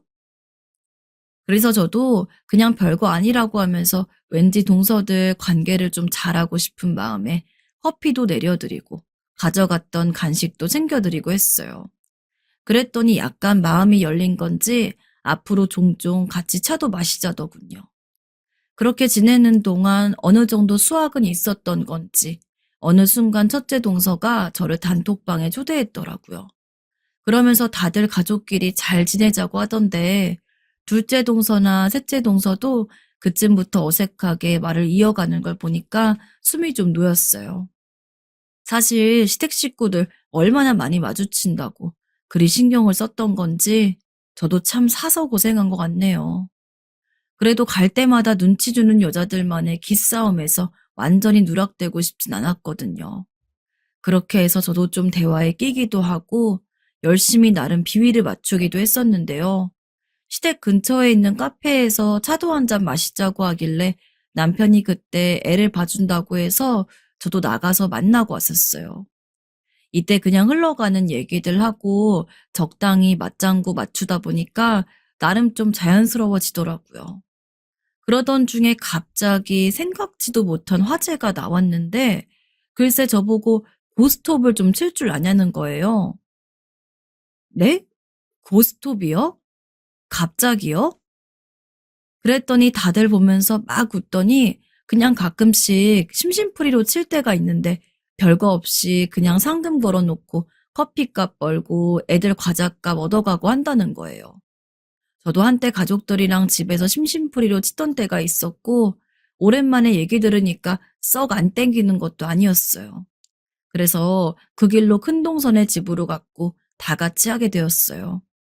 저도 나름 잘한다고 생각했는데 생각보다 다들 좀 치는 것 같더라고요. 처음에는 커피값 정도만 갖고 하자고 해서 돈 몇만 원 정도면 되겠지 했는데 하다 보니까 금액이 점점 커지게 되었어요. 지금 생각해보면 이게 참 실수인데. 큰 동선에 애들이며 아주버님이며 다 시댁에 가 있어 그런지 시간도 널널하고 판이 길어지더라고요. 거기다 둘째 동서는 생전 말도 안 걸고 투명인간 취급하더니 고스톱 칠 때에는 되게 혈안이 되어서 하는데 좀 당황스러웠어요. 그러다가 이날 혼자 꽤 많이 따가더라고요. 솔직히 하고 싶어서 한 것도 아니었는데 이때 졸지에 돈을 마치 뭔가에 휩쓸려 날아가듯 잃어버리게 되었어요. 돌아오는 길에 왠지 기분도 별로고 괜히 이런 짓을 했나 싶어서 영 씁쓸하더군요. 하고 많은 할 거리 중에 왜 고스톱을 하자는 건지, 그리고 당연히 커피값이라서 많이 잃어봐야 돈 1, 2만 원으로 장난처럼 끝낼 줄 알았어요. 근데 작정한 사람들처럼 돈 단위를 다르게 말하기 시작하니 정신 똑바로 차리고 있어야겠더라고요. 좀 불쾌한 기분으로 했지만 그날 남편도 열심히 애도 봐주고 했기 때문에 그냥 말을 하지 않았어요. 근데 며칠 지나서 또 단톡방이 울리는 것이 이번엔 둘째 동서가 또 고스톱 모임을 주도하더라고요. 이번엔 진짜 안 가고 싶어서 미루려 했는데 저보고 저번에 좀 잃지 않았냐고 다시 되찾아 가보자면서 저한테 먼저 말을 걸어오는 거예요. 그래서 결국 고민하다가 남편한테 손익동서들 모임에 가도 되냐고 물었어요. 당신이? 그래, 가. 애기는 내가 봐줄게. 남편은 나름 겉돌던 제가 요며칠 어울린다고 하니까 나름 다행이라고 생각했던 건지 자기가 봐준다고 다녀오라는 거예요. 일단은 저도 이번엔 제대로 좀 해보자는 생각으로 마음을 단단히 먹고 갔어요. 딱히 좋아하지도 않는 인원 구성으로 뭔가에 홀린 듯 고스톱을 하게 된 건데 생각보다 너무 진심으로들 달려들고 거기다가 단위도 달라지니까 느낌이 영 좋지 않았거든요. 그런데 이런 예감이 들었을 때 역시 그만두고 거절해야 했던 것일까요? 제가 너무 무모했던 것인지 아니면 잘하는 사람들이 저 하나를 갖고 논 것인 건지 정말 있을 수 없는 수준으로 완연하게 참패하게 되어버린 겁니다. 단 2번의 고스톱으로 인해서 제가 마저 갖고 있던 비상금까지 털어서 누가 봐도 장난 같은 믿을 수 없는 수준의 액수를 잃고 오게 되었어요. 돌아오는 길 얼마나 기가 막히던지. 솔직히 그냥 아줌마들끼리 모여서 하는 고스톱판에 돈 200을 잃고 오는 저 같은 경우가 흔한가요? 원래 흔한 건데 제가 몰랐던 건지 아니면 진짜 뭔가가 좀 구린 판인길 한 건지 끝나고 난 뒤에 아찔하고 아무 생각이 들지 않더라고요. 그 정도까지 하고 싶지도 않았는데 생전 처음 가본 둘째 동선의 집에서 나만 빼고 다들 실컷 따고 있는 모습들을 보니 갈수록 저만 혼자 진흙탕에 빠져드는 기분이었어요.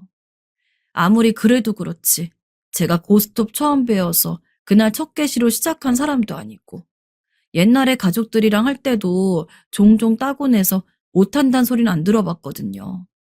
할 때에도 좀 이상한 부분이 있었지만 솔직히 웬만하면 이쪽으로 생각은 안 하고 싶었는데 낼름 사라진 돈이 총 200만 원이 된다는 건 그냥 넘길 수가 없었어요. 그날의 상황은 솔직히 기억도 하고 싶지 않고 다 끝나고 황당해서 멍청이 앉아있던 저와 나머지 셋은 딱하단 표정으로 저를 보며 미안하다는 투로 말하면서도 돈은 싹 쓸어가던 그 이미지만 남아있어요. 그리고 설령 제가 너무 못 쳐서 그렇게 잃었다 한들 남도 아니고 알만한 가족들끼리 그렇게 정말 제대로 수입을 올린 양 챙겨버리는 모습도 이해가 안 가더라고요. 저도 하다 보니까 자꾸 꼬이는 모양새를 이해할 수가 없어서 끌려가긴 했지만 다 똑같이 애 키우는 엄마들끼리 이제 애 낳은 지 얼마 되지도 않은 애엄마 돈을 그렇게까지 긁어갈 수 있는 거냐고요. 애초에 여기 같이 참여해버린 제 잘못도 있지만 며칠간 너무 스트레스를 받아서 참을 수가 없었어요. 엄마, 전화 돼? 그게 사실 내가 요즘 시댁 사람들이랑 고스톱을 쳤는데 말이야. 그게 일이 커졌어. 뭐? 고스톱을? 아이고, 네가 일을 벌였네. 그러니까 그런 판에 왜 끼어들어? 잘 하지도 못하면서. 친정엄마한테 하소연했는데 화만 내실 뿐 별다른 조언을 해주시지도 못했고 이게 뭐라고 자꾸 마음이 쓰여서 아무것도 못하겠더라고요. 그날 낄낄거리면서 웃던 둘째 동서나 별말 없이 왠지 제 눈치만 자꾸 보면서도 희죽거리던 셋째 동서나 돈 따서 좋아하던 첫째 동서나 그 셋 다 잊을 수가 없었어요. 이미 이런 식으로 저는 완전히 이들이 싫어지고 짜증이 나려고 하는데 더 이상 손익동선이 뭐니 하는 이름으로 관계를 잘 이어가고 싶지 않더라고요. 그냥 왠지 완전히 놀림당하고 공략당해져 버린 듯한 느낌이 들어서 씩씩거리다가 그냥 이거 믿져야 본전인데 일단 한번 일을 저질러 보자는 생각이 들었어요. 무슨 말이냐면 아무리 생각해도 너무 쎄한 거예요. 제 망상이 심한 걸 수도 있지만 다들 지네들 집에서 나를 불러다가 있는데 혹시라도 목 속임수라도 쓴 거 아닌지 별 생각이 다 들더라고요. 여기까지 생각하다가 친정엄마께 그 부분을 얘기했더니 아니 한창 태어난 애기한테나 집중할 것이지 뭘 그런 것까지 신경 써. 자꾸 그렇게 스트레스 받으면 그 돈 그냥 엄마가 줄 테니 잊어버려. 이미 잃은 돈을 어찌할 거야? 라고 하더라고요. 하도 제가 예민해져 있고 신혼 초부터 손윗동서들 관계로 힘들어하던 거 아셔서 그러는지 그냥 본인이 해결짓고 싶으셨나 봐요.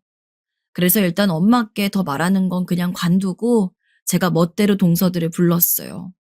남편에게도 별의별 말로 불평하고 니네 형수님들 왜 그 모양이냐고 따지고 싶은 걸 꾹 참고 손윗동서들 우리 집에서 모임하려고 한다고 했더니 기분 좋게 애기 데리고 시댁에 갔답니다. 처음에 동서들은 응? 굳이 왜 또 모이려고? 동서 바쁘지 않아? 하길래 고스톱 얘기를 꺼내면서 제가 사실 비상금이 생겼는데 저번에 했던 고스톱이 너무 재밌어서 또 생각이 나지 뭐예요? 시간 괜찮으시면 같이 치고 싶은데 저희 집에 한 번도 안 와보셨고 하니까 제가 대접도 해드릴 겸 재밌게 시간 보내자고요. 했더니 곧바로 그래? 그럼 가야지. 생각해보니 그러네. 자기 집 가본 적도 없는데 이참에 집 구경도 좀 하고 놀자고 하며 흔쾌히 수락을 하더라고요. 이후로 저도 집에서 모일 준비를 하는데 솔직히 진짜 이런 짓까지 하고 싶진 않아서 잠깐 망설였어요. 그래도 일단 그냥 침 한 번 삼키고 아기 방 침대 옆에 있던 소형 카메라를 떼다가 거실에 달았어요. 수면 교육할 때 따로 재우면서 지켜보려고 달아뒀던 건데 이날 제가 생각했던 필요에 따라 쓸 이유가 있었거든요. 진짜 질릴 정도로 몇 번이나 그 판을 계속 되새겨보고 심지어 꿈까지 꿨었어요. 제가 그렇게 허무하게 돈을 잃을 정도로 고스톱판에서 바보는 아니거든요. 자랑도 뭣도 아닌 얘기지만요. 어차피 걸릴 염려도 없고 동서들한텐 대단하게 돈이라도 있는 듯 말했지만 찔끔 몇만 원만 풀고 그냥 판을 접어버릴 생각이었어요. 만에 하나 이게 다 오해였고 정말 그들이 무슨 신이라도 들린 듯 셋이 다 너무 잘하는 사람들이라서 잃은 거라고 쳐도 전 이렇게 단번에 제 딴의 목돈이었던 돈을 한 번에 왈캉 잃고 그들은 돈을 따가자마자 모임을 파토하고 각자 집으로 가고 며칠을 단톡방에서 단 한마디들도 안 하고 침묵하고 있던 상황을 용납할 수가 없었어요. 제가 못해서 돈을 잃고 너무 쪼잔하게 구는 거라 해도 상관없어요. 그냥 일말에 어떤 인간미도 보이지 않아서 화가 나나 보니 하다 이런 짓까지 다 해보게 된 거 있죠. 솔직히 저라면 누구 동서건 간에 하루아침에 200 가까이 잃게 되었다면 적어도 한 70%는 돌려줬을 거예요. 뭐 얼마나 보고 친한 사이라고 고스톱을 그렇게 진심으로 해서 신나 죽겠다는 듯이 눈앞에서 돈을 세어가면서 그 길로 쫄랑 사라져버리는 건지 진짜 너무 얄밉고 화가 나서 돌아오는 게 계속 씩씩거렸거든요. 어찌되었건 결전의 그날이 찾아왔는데 전 중간에 열심히 돈을 잃다가 갑자기 전화를 받으러 나갔어요. 그리고는 어머, 아유, 어떡해요? 친정엄마가 갑자기 오신다고 하네요. 아마 제가 깜빡하고 있었나 봐요. 이거 어쩌죠? 다음에 봐요. 라는 말 같지도 않은 핑계를 대고 그 자리를 대충 파토내버렸고요. 쫓기듯 나가는 그들을 대강 배웅한 뒤 빠르게 집으로 돌아와서 잠깐 숨을 들이마신 뒤 녹화 내역을 확인했어요. 그리곤 기가 차서 얼마간 입 밖으로 아무 말도 낼 수가 없었습니다. 중간중간 제가 잠깐 자리를 살짝 비우면서 일부러 상황을 봤는데 제가 엄한 상상을 한 게 아니었다는 것을 확인하고 말았지 뭡니까. 둘째 동서가 계속 킬킬거리면서 제 눈치를 살피고 다른 동서들이랑 작당질을 해대고 있었고 제가 잠깐 화장실 간다고 자리 비었을 때에도 속닥거리며 엄청 빈정대더군요. 아니, 진짜 멍청하지 않아? 지가 당하고 있는 줄은 모르고 머리가 비어 보이긴 했는데 이것도 눈치 못 챌 줄이야. 아유, 웃음 나오는 거 참느라 죽는 줄 알았어. 거기다 그날 동서들은 제가 또 비슷한 돈으로 고스톱을 칠 줄 알고 기대하고 왔던 모양인데 10만 원도 못 넘긴 상태에서 우수수 자리를 접으니까 불쾌했나 봐요. 지들 상황이 지금 어떤 상황에 노출되어 있는지도 모르고 내가 뭘 보고 뭘 갖고 있는 줄도 모르고 단톡방에서 은근 빈정대더군요. 막내 동서, 친정엄만 잘 가셨어? 원래 그렇게 갑자기 오시는 거야? 한창 할 말 있는데 좀 아쉽다. 우리 나오면서 무슨 도둑고양이 마냥 쫓겨나서 너무 민망하더라고. 맞아, 막내 동서. 다음에는 우리 집에서 하자. 우리 신랑도 왜 이렇게 일찍 왔냐고 놀라지 뭐야? 막내 동선에 친정엄마 오셔서 금방 왔다고 하니까 왜 말씀도 안 하고 딸네 집에 그렇게 오시냐고 놀라더라고. 이건 어디까지나 우리 신랑 얘기야? 내 생각이 아니고. 아무튼 다음에 또 만나 놀자고. 아실만한 분들은 다 알아들으셨겠지만 이건 판이 깨져서 은근히 저한테 불만을 표하고 빈정대는 거잖아요. 게다가 둘째 동서는 그날 야근이라며 집에도 안 계시다던 아주버님을 들먹여가면서 무슨 아주버님이 제 험담이라도 하신 것처럼 돌려서 제 욕을 하는데 그게 자기 의견이지 뭐겠어요. 전 더 참을 이유가 없다고 생각했고 아주버님들과 손윗동서들, 우리 남편까지 전부 들어간 단톡방을 새로 만들었어요. 그리고 거기에 아무 말 없이 동영상을 올렸어요. 화질이 썩 좋은 건 아니지만 제가 확인했던 것처럼 알만한 건 다 눈에 보이고 들리는 술정이었습니다. 동서 셋이서 저 하나 갖고 놀면서 고스톱 판 버리고 속여 먹고 낄낄거리며 제 뒷담을 하는 정황 정도는 파악이 가능했죠. 그리고 저는 거기다 제 할 말만 하고 톡방을 나와버렸어요. 바로 제 계좌번호를 올려두고 이렇게 적어놨어요. 제 돈 200만 원 돌려주세요. 오늘 저녁까지 입금해주세요. 더 길게 얘기 안 하겠습니다. 몇 분 안 되어 남편이 전화 와서는 이게 다 무슨 일이냐고 물어대고 전 울면서 말을 했어요. 몇 번이나 얘기하고 싶었는데 그냥 나만 잘하면 될 줄 알고 얘기 안 하고 참았다고 말이에요. 고스톱도 어디까지나 완전히 거절 못하고 낀 내 잘못도 있지만 설마 했는데 셋이서 짜고 나한테 사기를 치고 내 욕까지 하면서 날 골려대고 있다고 말이에요. 나 돈 다 받아낼 거야. 그리고 당신도 알아둬야 될 게 있는데 나 이제 동서들이랑 잘 안 지낼 거야. 난 할 만큼 했어. 당신도 나랑 가족으로 살려고 결혼한 거 맞지? 그러면 나한테 어줍잖게 형수님들이랑 잘 지내보라는 말 안 했으면 좋겠어. 혹시라도 그런 생각 있었으면 바꿔. 절대 그런 얘기 입에도 올리지 마. 알았어? 남편은 예상도 못한 상황에 적응할 시간이 필요했던 건지 일단은 알겠다고 완전히 목소리가 팍 죽어서 말을 하더라고요. 그 사이 형들에게 전화도 오고 각 집안에선 나름대로 분란이 좀 있었던 모양이에요. 꼴에 또 자존심들은 있어가지고 저한테 직접적으로 전화나 톡이고 못도 않았지만 셋째 동선의 아주버님은 우리 남편에게 연락이 왔나 봐요. 미안하다고 어쩌고 돈 보내준다면서 말이에요. 근데 너무 어이가 없는 게 첫째 동서나 둘째 동서 둘 다 어느 누구 먼저 연락을 않더라고요. 그런데 웃긴 것이 돈은 또 돈대로 입금돼서 들어왔어요. 그것도 다 아주버님들 이름으로 말입니다.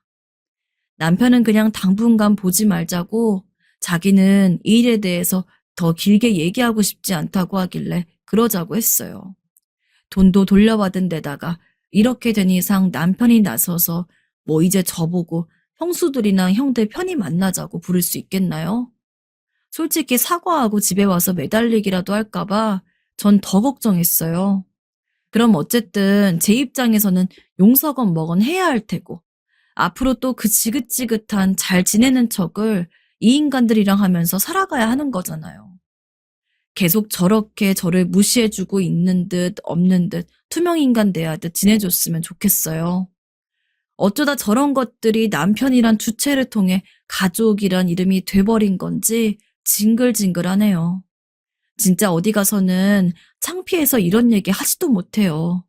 결혼한 친구들, 결혼 안 한 친구들, 이혼한 친구에게도 너무 민망하고 부끄러워서 도저히 꺼낼 수가 없더라고요. 그나마 이렇게 아무도 모르는 곳에 말하고 털어버리고 잊으려고 합니다. 애기한테만 집중하기도 힘든 때에 진짜 별 쓰잘데기 없는 인간관계에 너무 감정을 소모해버렸어요. 아직도 화병은 가라앉지 않는 채 맺혀있지만 안 보고 살 거라 생각하고 좀 속을 달래려고 합니다. 안녕하십니까. 전 경기도 모처에서 거주하고 있는 사람입니다. 60자 넘긴 다 늙은 노인네 이렇게 사연을 보내봅니다. 수명은 옛나 지금이나 별반 다르지 않다고 하는데 사람 사는 모습이 많이 변했지요. 별의별 전자기기가 다 발명되고 세상은 빠르게 발전하였습니다. 앞서 나이를 먹은 이들로선 따라가기가 쉽지 않은 속도입니다. 다행스럽게도 저는 대학까지 나와 전문적인 공부를 마친 사람이고 사회적으로 성공을 거둔 덕에 많은 뒤처짐 없이 살 수 있었습니다. 지금도 주식이며 상속세 공부를 꾸준히 하고 있습니다. 이런 저를 향한 주위의 평가는 부럽고도 복받았던 것입니다.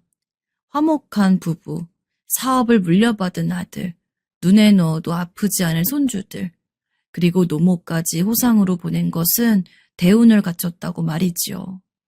노모께선 90의 연세에 큰 지병 없이 떠나셨으니 아들로서 저의 복이었을지도 모릅니다. 그런데 제 노모의 오래된 일기장을 발견하고 많은 생각에 잠겼습니다. 지난 날들에 대한 깊은 회한입니다. 그리고 저는 이 사무치는 감정의 편린을 감출 길이 없어 어디에라도 털어놓고 싶은 심정이 되었습니다.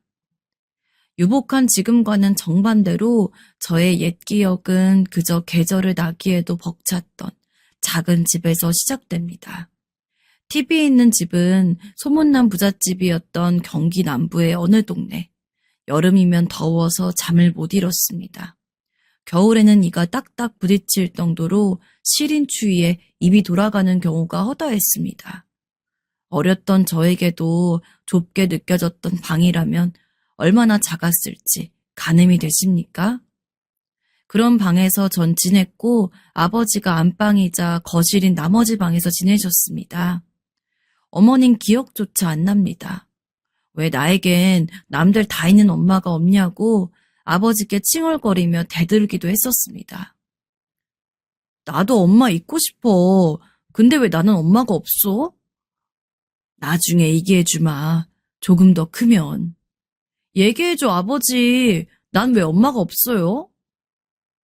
나중에서야 두 분은 아마도 이혼이라는 걸 하셨던 것 같단 짐작을 할 수 있었지요. 무지하고 어렸으니 그땐 아무것도 몰랐습니다. 아버지는 원체 말수가 적은 분이셨고 전 영 애교스럽지가 못했으니 부자가 사는 집은 궁핍하고도 지루했습니다.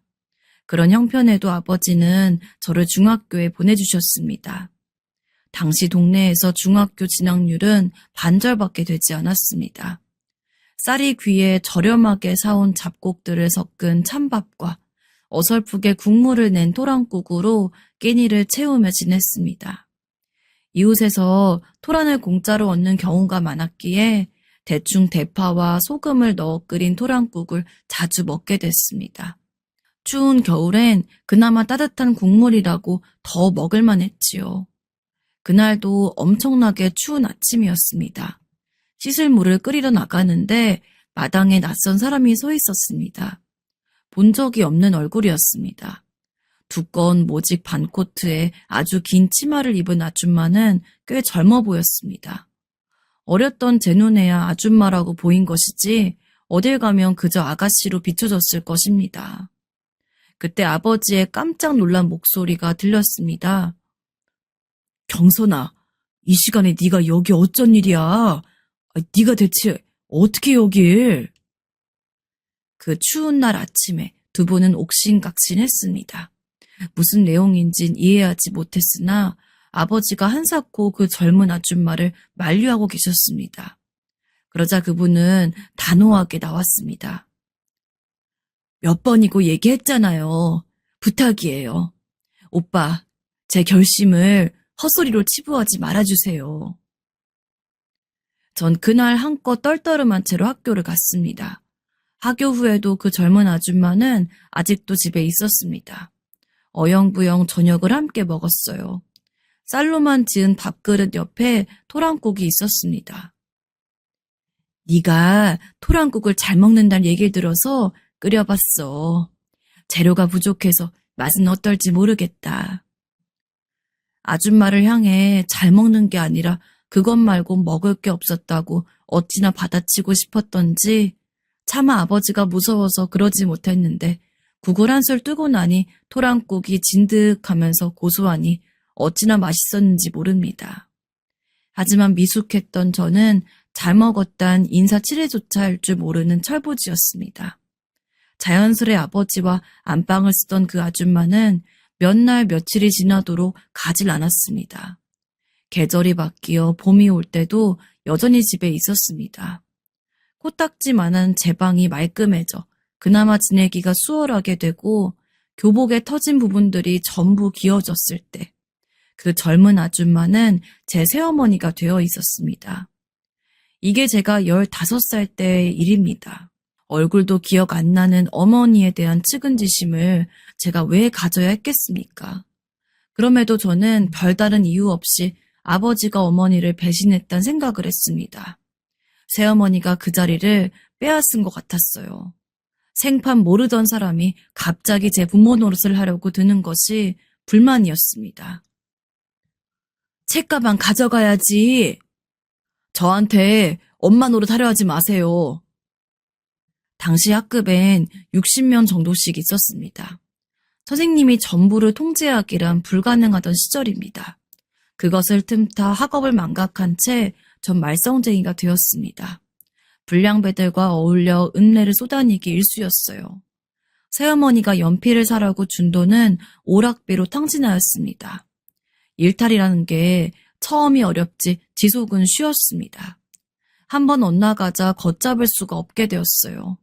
그러다 2학기가 시작되었을 때 아버지에게 들키고 말았습니다. 아버지의 공장 친구분들이 밖으로 도는 저를 몇 번 지켜봤다가 말을 전한 것이었어요. 다른 것은 몰라도 학업엔 엄격했던 아버지였습니다. 크게 노발대발하신 아버지를 달래고 나선 건 새어머니였습니다.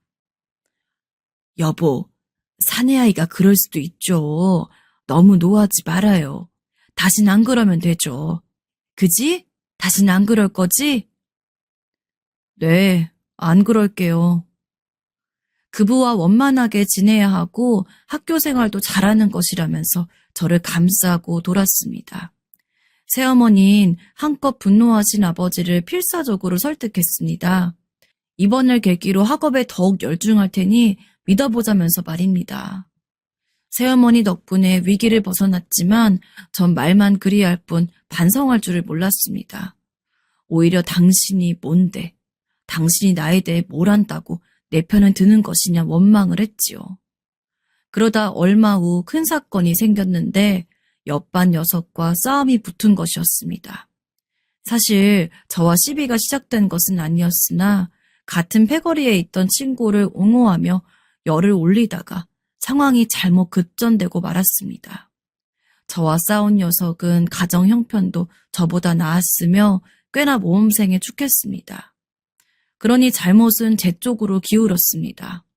원래 처음 싸움을 도발했던 제 친구는 미꾸라지처럼 빠져나갔습니다. 너무나도 억울했던 저에게 선생님은 부모님을 모셔오라 했습니다. 저희 아버지 일하느라 바쁘신데요. 뭐? 그럼 어머니 모시고 와, 임마. 저 어머니 안 계시는데요. 안 계셔? 어머니가 안 계신다고? 그럼 인적부에 적혀 있는 건 뭐야? 제 어머니 아니신데요. 저희 대답에 선생님은 할 말을 잃고 어이없어 하셨습니다. 그리고 저는 종아리가 부르트도록 회초리로 맞았고 어떻게든 한 분을 모셔오라는 호령까지 들었습니다. 당시엔 집집마다 전화기가 없었습니다. 씩씩거리며 집에 갔더니 새어머니가 저녁 준비를 하다 말고 놀랐습니다. 너 걷는 게 왜 이래? 다리 다쳤어? 누가 때린 거야? 응? 설마 싸우기라도 한 거야? 다급하게 저를 붙잡고 물어오는 새어머니의 모습에 전 확 짜증이 나고 말았습니다. 내가 맞았으면 어쩔 건데 뭐 해줄 거라도 있어요? 진짜 엄마도 아니면서. 뭐? 너 지금 뭐라고 그랬니? 뭐요? 들었잖아요. 들었으면서 왜 물으시는 건데요? 자꾸 내 진짜 엄마도 아니면서 참견질 좀 하지 마시라고요. 전 소리를 지르고 제 방으로 들어가 가방을 소리나게 팽개쳤습니다. 다리가 아파 어딜 쏘다니러 나갈 수도 없었습니다. 그러다가 저녁에 귀가하신 아버지가 절 찾는 소리가 들리자 심장이 덜컥 내려앉았습니다. 학교에서 싸운 게 걸리면 이번엔 정말로 아버지의 호된 불우령이었고 죽기 직전까지 매를 맞아야 할 수 있었습니다. 이불을 꼭 쥐고 숨도 못 쉬고 있는 제 귀에 새어머니의 목소리가 들려왔습니다. 학교 숙제가 많다네요. 일찍이 밥 한 술 먹고 들어가서 공부 중이에요. 방해하지 말고 둬야 할 것 같아요. 그런데 또다시 제 과오를 감싸고 지켜주는 새어머니의 태도에 기분이 이상해졌습니다. 왜 저렇게까지 하는 거야? 내가 그럼 뭐 잘했다고 말이라도 해줄 줄 아나? 그리고 반항심에 팽개친 제 가방엔 알록달록 무늬가 있었습니다. 그건 터진 부분에 새어머니가 천을 덧대어 기어주신 흔적들이었습니다. 새어머니의 솜씨 덕에 가방은 튼튼했고 기운 부분도 어색함 없이 멋진 무늬가 되어 있었습니다. 그걸 보면서 누가 저런 거 해달라고 했냐며 괜히 툴툴거린 저는 잠이라도 청하려야 했지만 배가 고파 그마저도 쉽지 않았습니다. 맞은 종아리가 부어서 공부 자세를 할 수도 없었습니다. 그렇게 끙끙 앓고 있는데 새어머니가 국그릇과 수저를 들고 제 방에 들어오셨습니다. 한밤중에 따끈한 수제비였습니다. 제 연배분들 중에서 수제비에 관한 추억 하나 안 가지고 계신 분은 없을 겁니다. 저의 수제비에 얽힌 추억은 바로 그날 밤이었습니다. 배고프지? 천천히 먹어라. 그리고 허겁지겁 수제비를 먹기 시작한 제 옆에 새어머니는 연고를 놓아주고 나가셨습니다. 다 먹은 그릇은 방 앞에 두면 알아서 치우겠다는 말씀과 함께 말입니다. 전 국물 한 방울을 남기지 않고 그것을 다 먹어 치웠습니다. 다사다난했던 하루였던 탓에 배가 많이 고팠었기 때문입니다. 그 후로 살아오면서 수십 번은 더 수제비를 먹어봤지만 그때의 그 맛은 따라올 수가 없더군요. 그 다음날 절뚝거리면서 학교를 갔는데 오후가 되자 선생님의 부름이 있었습니다.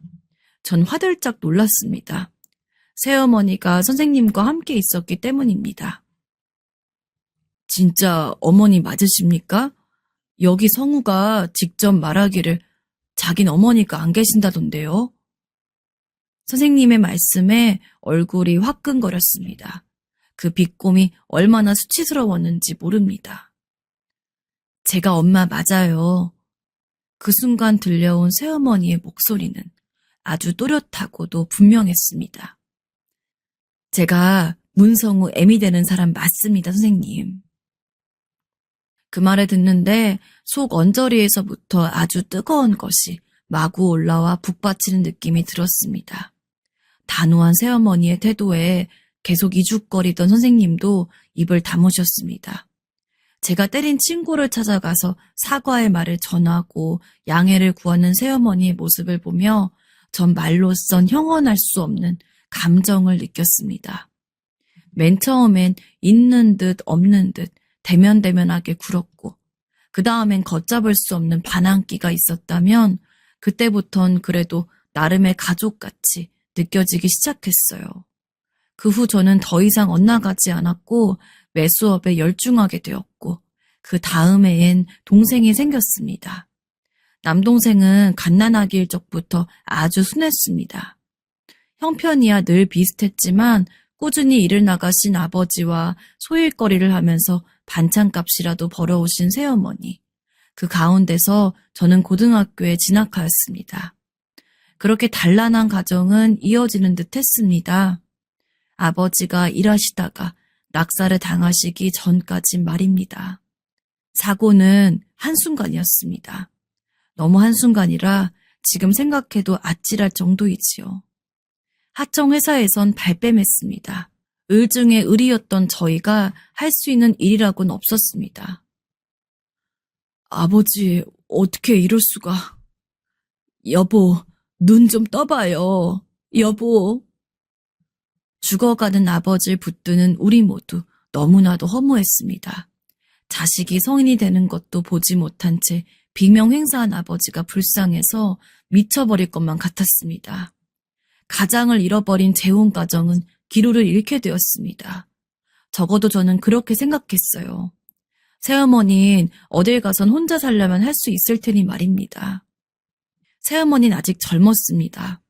남동생이 그때 고작 3살이었습니다. 새 출발을 하려면 남동생은 돌아가신 아버지나 저의 존재를 기억하지 못한 채 클 테니 새어머니로선 당연히 그런 선택을 할 걸로 보였습니다. 의무적으로 학교에 나갈 뿐 갑작스런 아버지의 부재와 새어머니가 떠날 거란 생각으로 전 불안에 시달렸습니다. 그런데 어느 날 방에서 공부를 하던 저에게 새어머니가 중요하게 할 말이 있다고 하셨습니다. 전 연필을 놓고 이제 때가 되었구나 싶어서 각오를 다졌습니다. 성우야, 우리 서로 약속 하나만 할까? 전 그때 순간적으로 앞으로 서로 찾지 말자는 약속일까 하는 생각을 불쑥했습니다. 너는 너대로, 나는 나대로 약속을 꼭 지키기로 하는 거야. 무슨 약속이요? 분명 각자의 인생을 살아가잔 얘기일 거란 짐작이 섰습니다. 그런데 새어머니가 꺼낸 건 의외의 이야기였습니다. 너는 꼭 서울에 있는 대학으로 진학하는 거야. 이 약속을 하면 지킬 수 있겠니? 네? 대학이요? 저보고 대학을 가란 말씀이세요? 전 정말 소스라칠 만큼 놀라고 말았습니다. 전 분명 공부에 재미를 붙이고 있었고 솔직한 말로 대학 진학을 꿈꾼 것은 사실이나 형편상 말도 안 되는 일이었습니다. 지금 상황에서 제가 대학을 어떻게 가요? 공부에 자신이 없는 거야? 아니요, 공부가 부족하다는 것은 아니고. 그럼 대학 진학을 목표로 매진하려구나. 대신에 이걸 약속하면 넌 반드시 지켜야 하는 거야. 못하겠으면 지금 이 자리에서 말을 해. 특히나 서울에 있는 대학을 진학한다는 것은 아버지가 돌아가신 시점에서 불가능해 보였던 일입니다. 앞뒤 상황을 재면 당연히 꿈도 꿀 수 없는 것이었습니다. 성우야, 서울에 있는 대학 네가 진학할 수 있겠니? 마지막으로 물어오는 새어머니의 진솔한 눈빛을 본 순간 저도 모르게 대답이 나가고 말았어요. 네, 저 할 수 있어요. 저 대학 가고 싶어요. 저도 모르게 충동적으로 대답하고 나서 잠깐 후회했습니다. 내가 대학을 가면 앞으로 돈은 누가 벌고 누가 집안을 이끌어간단 말입니까? 하지만 아직 머릿속이 정리가 안 된 저를 꿰뚫어 보기라도 하듯 새어머니는 흔들림 없는 목소리로 말하셨습니다. 그래, 알았다. 그럼 나도 약속 하나만 하마. 네 뒷바라지는 무슨 일이 있어도 내가 할게. 그게 무슨 말씀이세요? 세상이 두 쪽 나도 넌 꼭 내가 책임지겠다고. 이 자리에서 약속하마. 그러니 넌 아무 걱정 말고 네 할 일을 하면 돼. 바로 열심히 공부를 하면 되는 거야. 돌아가신 네 아버지의 바람까지 네가 등에 지고 무조건 입시에 성공해야 한다. 알겠지? 그때 가슴 속에 참고 있던 것이 쏟아져 내렸습니다. 전 정말 어린아이처럼 엉엉 울어버렸습니다. 새어머니가 어린 동생과 떠날까봐 불안했던 마음, 아버지가 돌아가시고 생긴 상실감, 그리고 대학에 가고 싶지만 차마 겉으로 드러낼 수 없었던 초조함까지 모두 눈물과 함께 녹아내렸어요. 새어머니도 역시 참아왔을 뿐 그랬던 것인지 같이 눈물을 쏟았고 우린 함께 부둥켜 안고 울었습니다. 그 이후로 저는 한눈 팔지 않고 공부의 길만 걸었습니다. 그리고 서울 소재의 대학에 진학할 수 있었습니다. 비록 스카이는 아니었으나 일부 장학금 지원까지 받으며 대학 문턱을 밟았습니다. 다만 저희 세 식구는 서울의 달동네에 자리 잡아야 했습니다. 동생은 그곳에서 국민학교에 입학했습니다. 새어머니는 매일 새벽같이 일어나 아침밥을 하고 버스로 열정거장이 넘게 걸리는 큰 식당에서 일을 했습니다. 이사 전부터 일을 가리지 않고 하셨던 새어머니는 고된 식당 일을 7년 이상 놓지 못하셨습니다. 이런 새어머니의 헌신으로 전 무사히 대학을 끝마칠 수 있었고 어엿한 사회인이 되었습니다. 결혼하고 싶은 여자도 생겼어요. 갓 돈을 벌기 시작한 때였으나 결혼을 결심하였습니다. 결혼 의사를 전하자 새어머니는 묵묵히 들으시더니 작은 서랍장에서 통장을 꺼내 건네주셨습니다. 이거 받아라. 금액은 변변치 않으나 그동안 틈틈이 모아둔 거야. 이게 뭐예요? 받을 수 없어요. 성준이 학비에 쓰시고 비상금으로 두세요. 제가 이걸 어떻게 받아요? 딴소리 말어. 이건 네 결혼 자금을 목적으로 처음부터 모은 거야. 네? 이 돈을 제 결혼 자금으로요? 남자가 돼가지고 이런 것에 부족하면 길을 못 편다. 혹시나 이런 날이 올까봐 애초에 모은 거니까 잔말 말고 받아. 그리고 건실하게 가정을 꾸리면 그것으로 보답이야. 통장엔 생각보다 큰 액수의 숫자가 찍혀 있었습니다. 깊은 감사와 함께 어려운 형편 속에서 이런 돈을 모으신 것에 경외감이 들었습니다. 저라는 사람의 인생에 어떻게 이런 분을 만날 수 있었을까요? 그리고 그제야 서랍장 위에 놓여있는 새어머니의 화장품 몇 가지가 눈에 들어왔습니다. 다 써가는지 거꾸로 세워둔 로션 용기가 보였습니다. 처음 배웠던 그날, 겨울의 눈밭보다 희고 모직 코트보다 부드러워 보였던 새어머니의 얼굴에는 어느새 많은 주름이 자리하고 있었습니다. 그 세월을 따라 새어머니가 더해 오셨을 노고를 절대 허상으로 돌리지 않겠다는 다짐이 들었습니다. 그리고 결혼 후 전문직으로 종사하며 돈을 꽤나 벌게 되자 전 사업을 구상하게 되었고 몇 년 후 직장에서 나왔습니다. 물론 사업이라는 건 결코 녹록하지 않은 과정이었습니다. 냉혹한 현실 속에서 저희 4살짜리 아이는 새어머니에게 맡겨졌습니다. 급한 빚을 막기 위해 집을 팔고 싸게 얻은 단칸방에서 아이까지 키우기엔 무리였습니다. 하지만 새어머니는 상황을 나무라시긴커녕 손주의 재롱을 실컷 보게 되어 좋다는 말씀으로 저희 부부의 마음을 어루만져 주셨습니다. 잘 될 거니 너무 걱정하지 말고 일에만 매진해라. 알겠지? 네, 어머니 감사합니다. 아내와 함께 아이를 새어머니께 맡기고 돌아오는 길, 서로 말은 안 했지만 감사함과 죄송함에 조용히 눈물을 삼켰습니다. 전 새로운 투자자를 찾아 밤낮으로 내달렸고 아내는 사무 잡일을 하였습니다. 그로부터 2년이 지났을 때 빚을 갚았고 3년이 지났을 때부터 본격적인 돈벌이를 하기 시작했습니다. 드디어 좋은 동네로 이사 가던 날 새어머니를 모셔왔습니다. 한사코 거절하는 새어머니를 설득한 건 아내였습니다. 바쁜 와중에도 계절마다 새어머니와 나들이는 꼭 다녔습니다. 해외여행도 여러 차례 갔었지요. 아이고, 봄볕이 좋구나. 너희 덕분에 이런 곳도 와보고. 고맙다, 우리 아들. 아니에요, 어머니. 어머니, 여기가 맛집이라는데 좀 이따가 저녁에 가봐요. 새어머니는 항상 그리 좋아해 주셨고, 그렇게 세월이 흘러서 이젠 그 은혜에 보답을 해가는구나 싶을 때쯤 새어머니는 어느 날 밤중에 조용히 떠나셨습니다. 전 복 많은 여사님이셨다고 성공한 사업가 장남과 성실한 교육자 처남을 둬서 인생이 평탄하였다고 하는 말들을 장례식장에서 직접 듣게 되었습니다.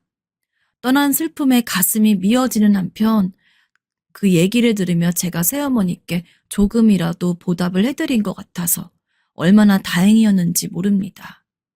그 후 저는 제 아들에게 실질적인 운영권을 넘기면서 세컨드 하우스로 매입해뒀던 경기도의 주택으로 완전히 살림을 옮겨왔습니다. 새어머니의 몇 가지 유품은 따로 챙겨두었었는데 얼마 전 우연히 그것을 면밀히 보게 되었어요. 그게 바로 이 사연을 쓰게 된 계기이기도 합니다. 생각하면 아직도 눈물이 멈추지가 않네요. 서재의 짐 정리가 미흡하여 이곳저곳을 건드리던 중이었습니다. 잠시 정리 작업을 쉴 겸 유품이 담긴 상자 내부를 살펴보았는데 낡은 새어머니의 일기장이 있었습니다. 이면지를 엮어서 단단한 책 표지를 어디선가 떼어와 커버로 덧댄 것이었습니다.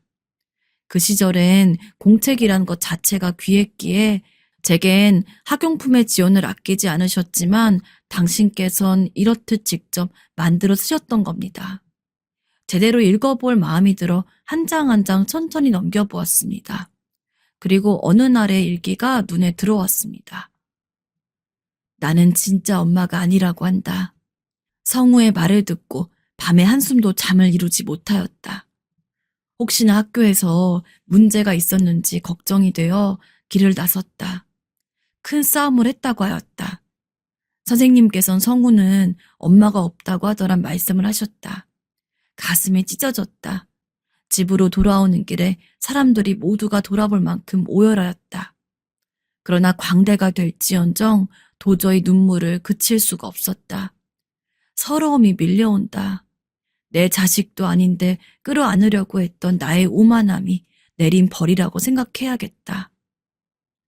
어떤 때의 일이었는지 짐작이 가면서 흐릿한 글자를 읽는 내내 코가 시큰해졌습니다. 전 그제야 당시의 새어머니의 심정이 어땠을지, 무슨 생각을 하셨을지, 제가 단 한 번도 가늠해보려 한 적이 없었단 걸 깨달았습니다. 일기장의 세월의 흔적으로 지워진 글자며 찢어진 부분들이 마치 영영 떠나간 새어머니의 존재처럼 느껴져 안타까웠습니다. 그리고 전 어느 문장을 읽고서 그만 가슴이 미어졌습니다. 오빠가 떠난 지금 이대로 죽는 것이 나을 것 같다. 나에겐 내일을 살아갈 힘이 없다. 아버지가 돌아가시던 때의 일기가 적혀 있었습니다. 그 시기의 날들이 머릿속을 스쳤습니다. 성우의 성적표를 보았다. 준수한 성적에 공책은 온통 빼곡하다. 학업을 이어갈 머리가 있는 아이다. 공장 일로 피곤한데도 늘 나에게 글 공부를 알려주었던 오빠의 모습이 떠오른다.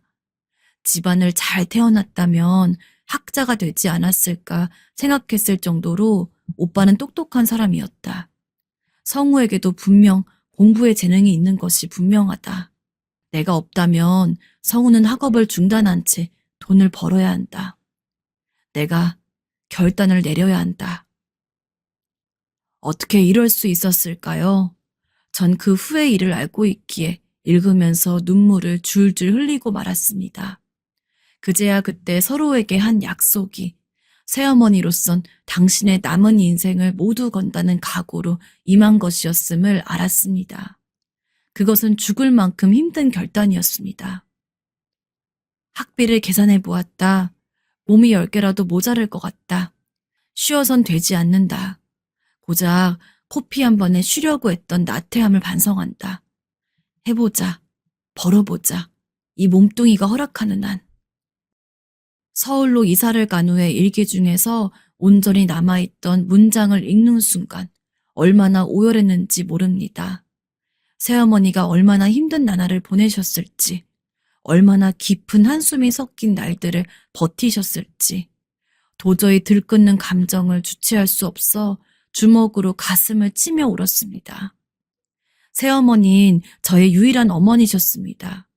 저의 어머니는 현명하고 자애로운 여성이자 누구보다 강인하신 분이었으며 제 인생의 길잡이가 되어주셨고 때로는 진실한 말벗으로 언제나 든든한 버팀목으로 그 자리를 지켜주셨습니다. 그런 어머니께 전 어떤 아들이었을까요? 생전에 여쭤보지 못한 질문들과 들어보지 못한 말씀들로 한탄하고 있는 제 자신이 부끄러웠습니다. 그러니 부디 다음 생이란 것이 있다면 제가 어머니의 부모가 되어 모든 학업 뒷바라지를 해드릴 수 있다면 좋겠단 바람을 가져봅니다. 아무리 잘해도 미련과 후회는 남기 마련입니다. 지금 여러분의 곁에 머물고 있는 사람에게 또 저의 이야기를 듣고 머릿속에 떠오른 사람에게 진심을 꺼내 보이시길 바랍니다. 현재를 함께 공유하고 있다는 것만으로도 감사한 일임을 깨닫게 되실 겁니다. 다들 평온한 가정 안에서 건승하시길 바랍니다.